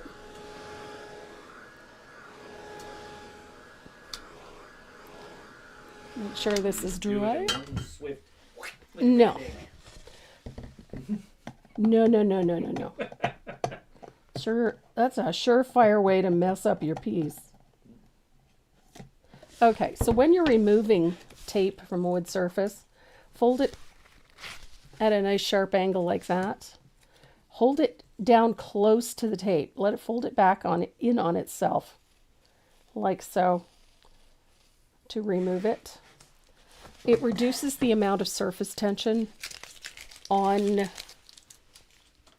your painted piece. If you yank straight up on the tape, you're going to pull paint right off your surface. So if I were to pull this straight up, chances are it's going to pull a little of my paint off with it. But if I fold it back on itself like so, I get a nice clean line. And at the same time, I don't run the risk of tearing off all of that paint that I worked so hard to put on there. Good grief. Getting the tape to behave is not as simple as one might expect. So again, pull it back on itself. Nice clean removal. And then I got one more. If I can get that off. Hi, Harry.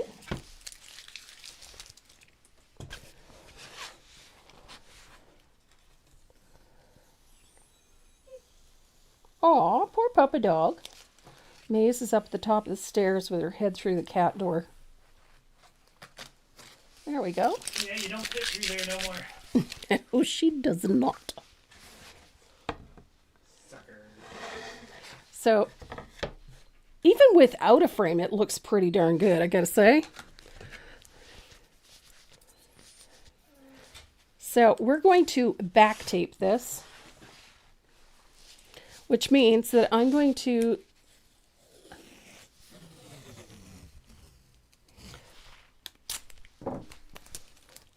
tape on the edge,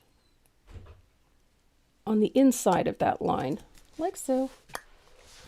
I'm going to do the same thing on the other side. Comme ça.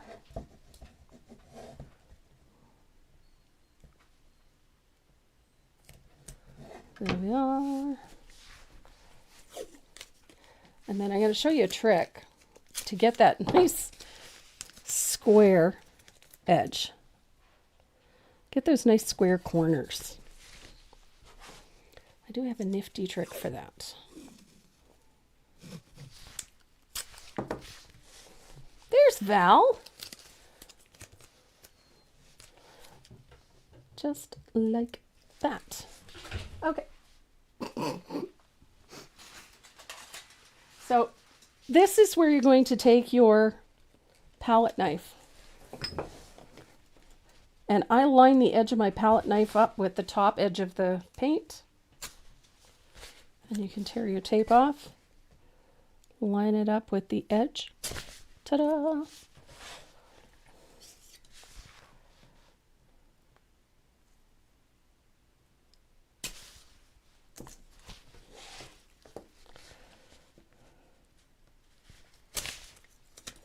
This has just always been, this comes from working in commercial painting.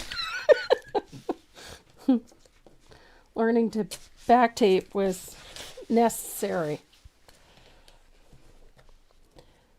Yeah, you get pretty handy with an X-Acto blade too. Yep. So there we are. Line it up. Choop. So now I have my painting protected and I can go ahead and stencil my border. And I'm going to use a 1/4 inch check, I think. If I have one. Do I have one?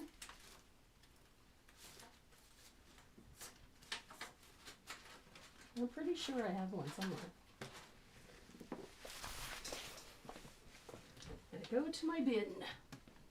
Ouch.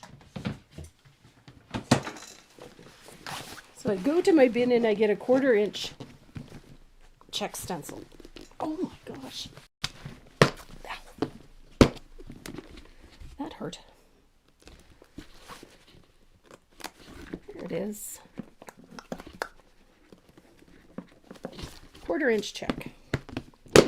Now again, you could do polka dots if you wanted to. You could do any size check, really. Whatever you want. But I'm going to work with my 1/4 inch check. And as luck would have it, look at that. I can get 3 in there. Now I'm going to tape my stencil in place because I don't want it to shift. And I'm going to grab a 1/4 inch or 1/2 inch stencil brush. And a clean palette because I've made a mess. 1 inch. How do I store my stencils? I actually have a number of different methods. It depends on the shape and size of the stencil. For these size, I actually use like a Rolodex type storage. These card storage bins are from Michael's. And perfect for 6x6 stencils, and mine holds about 400 and it's full. So I have tons of these 4x4 and 6x6 stencils. They're ideal. Another method I use to store stencils are these. These are called check files, and these are fantastic. I have 5 or 6 of these to store smaller stencils like these. They're fantastic. I have one just for my minis. All my little 4-inch stencils go in there. I have this one for my larger format stencils. These ones are like my Tim Holtz stencils all go in here. And I have one for journaling stencils as well. So these little things are absolutely fantastic for storing smaller format stencils. I also use 12x12 bins, and I use a binder for some.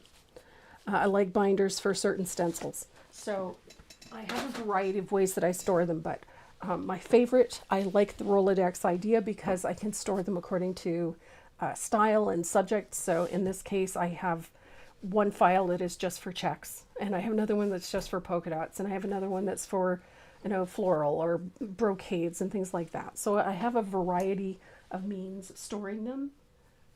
But what it comes down to is what works for you.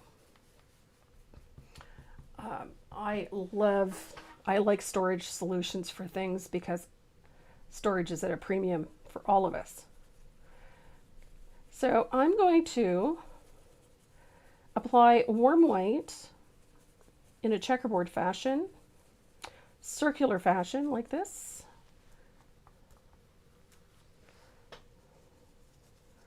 Neatness doesn't count for this either, to be honest.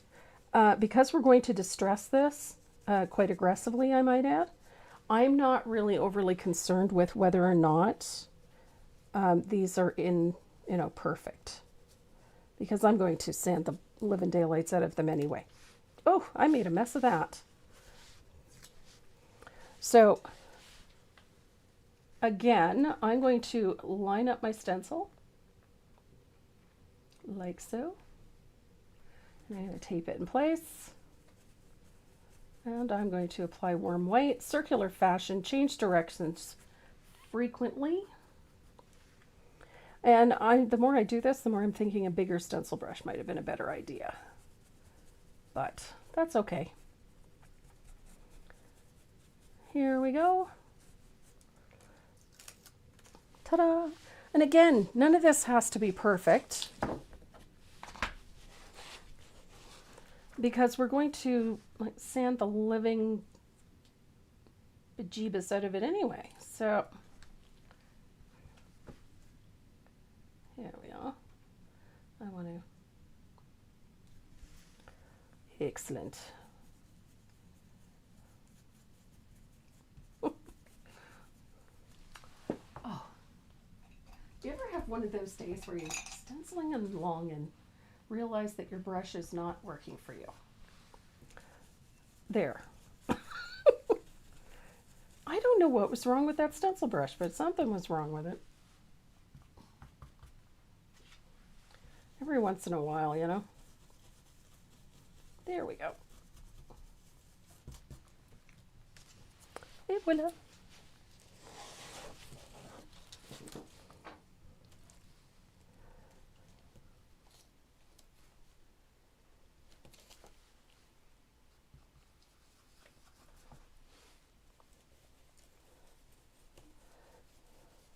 It's not too often that I really like to see a perfectly arranged stencil piece. It depends on what it is, but most of the time, especially if I'm using it for a background, it does not need to be perfect.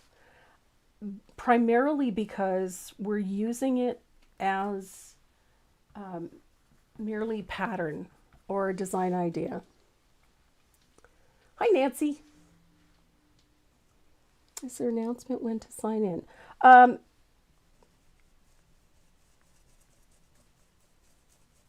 For the membership group, it depends on which tier you are.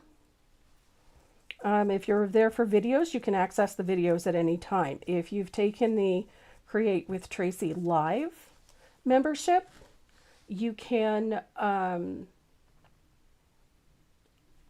let me know your full name because all I see is your Nancy-C7 on there. And if you're part of the membership group, if I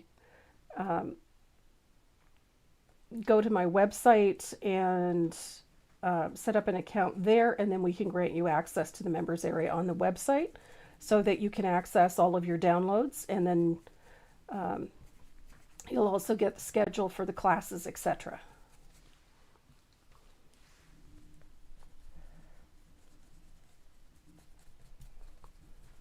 But until I see your full name and address, I can't do anything. There we go. So we're almost there. This 1/4 inch one actually fit this so well that worked far better than I expected.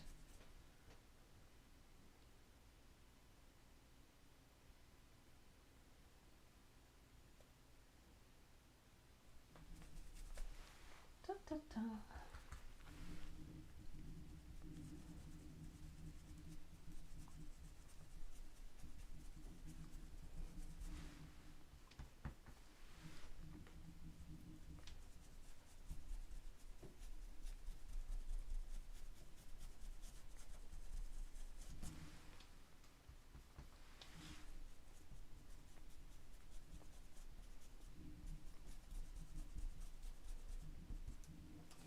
Now I've got one little section left to do. There we go. It's like a 1/16 of an inch imperfect, but that's okay. Look at that. Ta-da! Et voila, there's our frame. Now I'm going to dry this really well because I'm going to sand it. So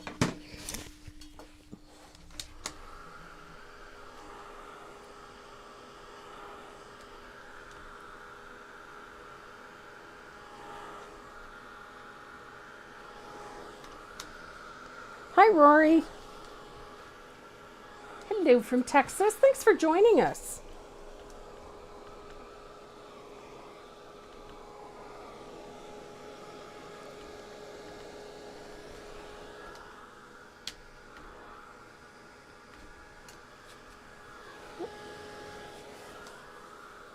Okay, so that is nicely dry, and I'm going to take my little gator here, And I'm going to give this a distressing, like so. I like mine a little heavily distressed. Not everybody does.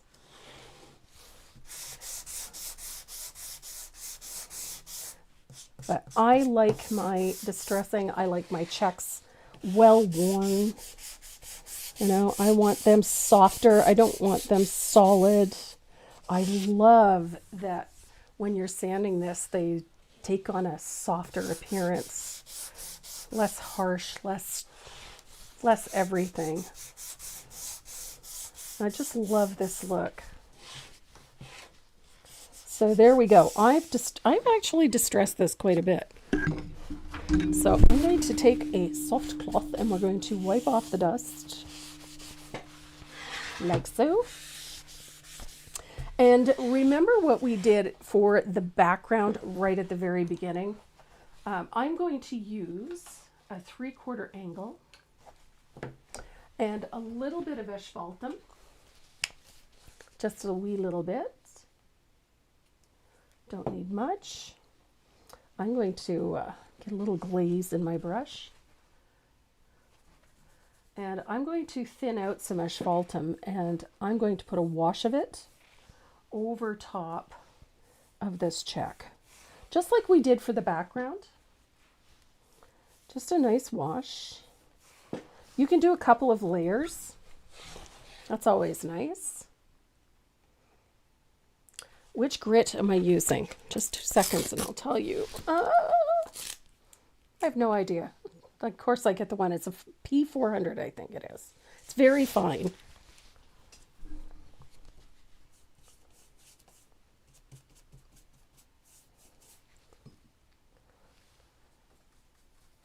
I wanted the very fine. There we are. And again, I am using a little bit of Joe Sonia's to thin out my asphaltum because I want a nice soft wash on it.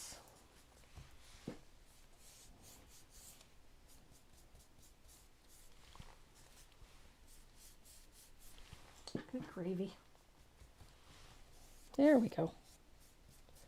I really like that more aged look on this. So I tend to be a little more, perhaps a little more aggressive with the asphaltum than some would.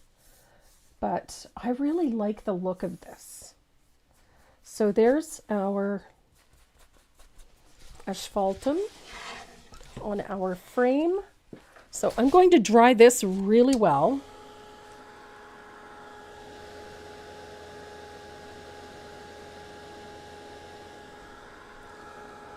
And I'm going to grab a little bit of lamp black.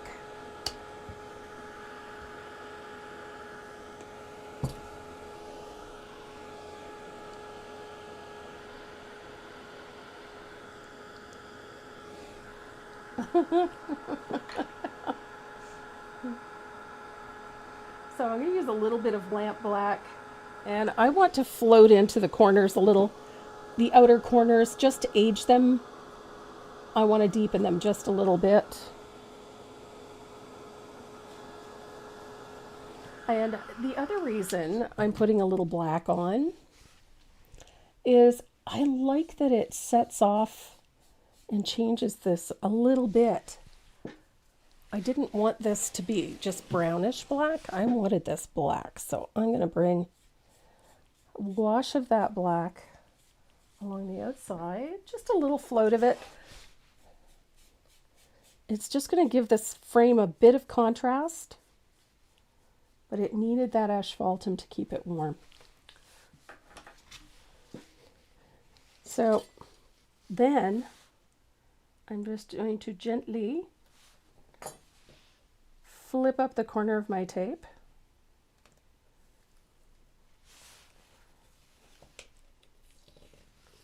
There we go. And again, fold it back on itself while you're removing the tape. If you pull straight up, it'll pull the paint right off. And that you want to avoid. There we go.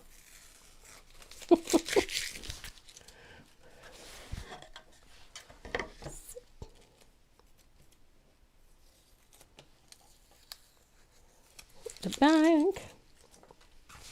And then one last one.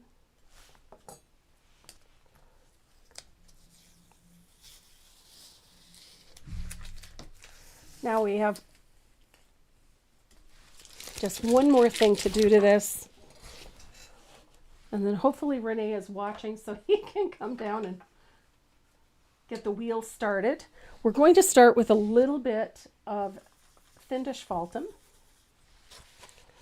And we're just going to lightly spatter. I'm paying most attention to the vase. I like the vase. We want a little bit there. And then a little bit of the black. Whoops. Got a little heavy-handed. That's normal. There we go. And then finally, we're going to use a little bit of thinned warm white. Hi, Marilyn McBay. You're on your way home. Good. Drive safe. Coming back from Florida. You're just in time for spring. Which means you can't judge what the weather is going to be no matter what. So a little bit of warm white. I love that. Now, because I'm working on a flat surface, and originally the piece is done on a framed piece, this lacks a little bit of that elevation that we would have preferred. So I'm going to take a little bit of sand gray. I love sand gray. This is probably closest to dove gray as you'll get. I'm going to use a rigger and a little bit of sand gray. And I'm going to put just a thin little highlight on the right side, right there. And on the bottom.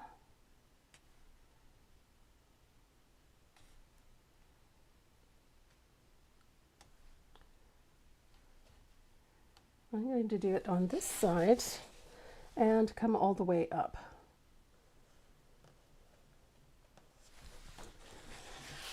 And that little thin line will give you the illusion that there's a little bit of depth there.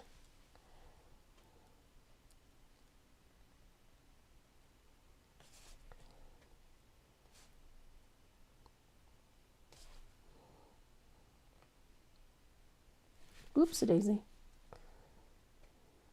There we go. And it is just a fine line, and it doesn't have to be perfect. But we're going to bring it all the way up to this corner, like so.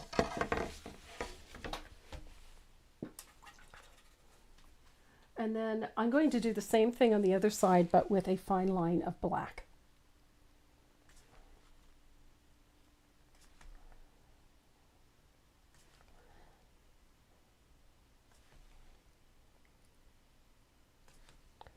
So there we are, all the way to there, and then I'll put one across the top. And this just creates the illusion that we have a little bit of a frame on there. So there we are. Beautiful poppies. The line work, which line work? On the outside here, I used a little bit of sand gray and a little bit of lamp black, top and bottom. Now the final thing to do on this is, again, I use my gel pen. I like to go along and detail the edges of my petals. Add in, you know, those little lines and squigglies. If you've painted with me, you know eventually I'm going to put a squiggly on it. It's just me. I like my squigglies. but it also gives you an opportunity to detail things a little bit. I like little lines coming off the center, like so. Super fun, super easy.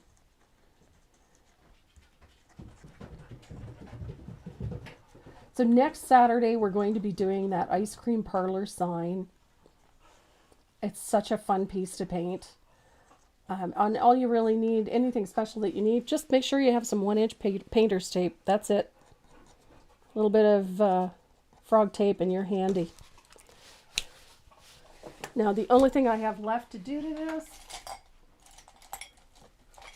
is to put my scribblature right here.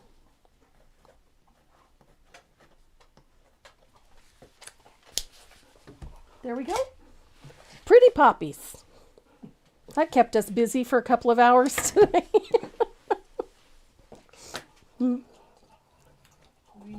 Janet, it's so nice to have you back with us. I know, this time does go very quick. We have some good laughs. Rory Morgan, very pretty to catch up and watch the replay. We've got tons of new stuff up on the website too, or up on the website, but also on the YouTube channel. So please go and have a look. Renee is loading up the wheel. Hopefully, yeah.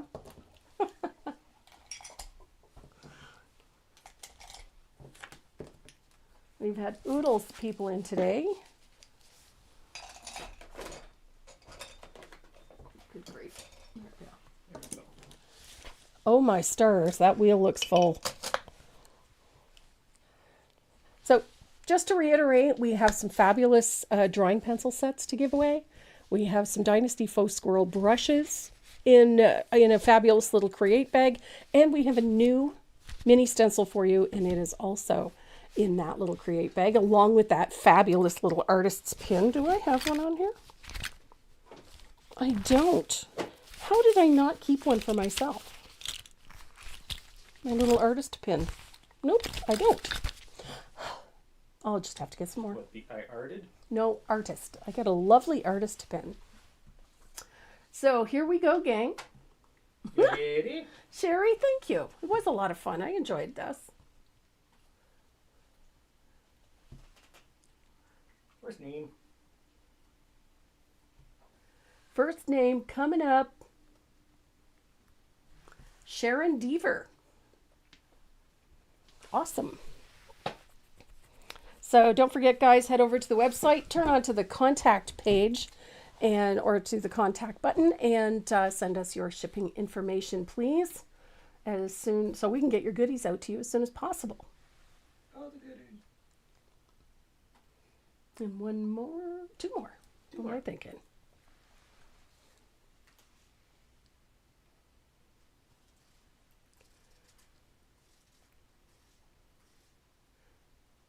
And Kathy Ryan. Ryan? Right initials, wrong names.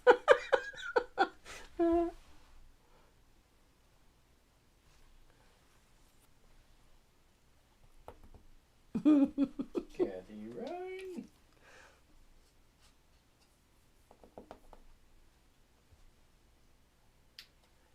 And the last one goes to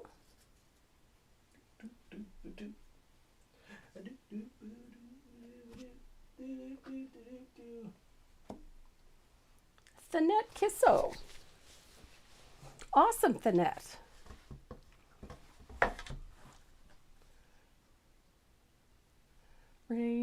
Lucy was on here. Yes, Lucy, you're on there. I'm not sure of it. All right, guys, thanks so much for coming and watching today. We really do appreciate you. If you don't follow my YouTube channel, please do so. Hit the big red subscribe button and join us here every Saturday at 12 noon Eastern Standard Time. Live, we paint a new project. So if you're not following on YouTube, you can also hit the follow button on Tracy Morrow Live or Tracy Morrow on my Facebook page. And then make sure you turn on your notifications so that you know when we go live every Saturday. And also when we post new video. So in the meantime, everybody have a great week. We'll see you here again next Saturday.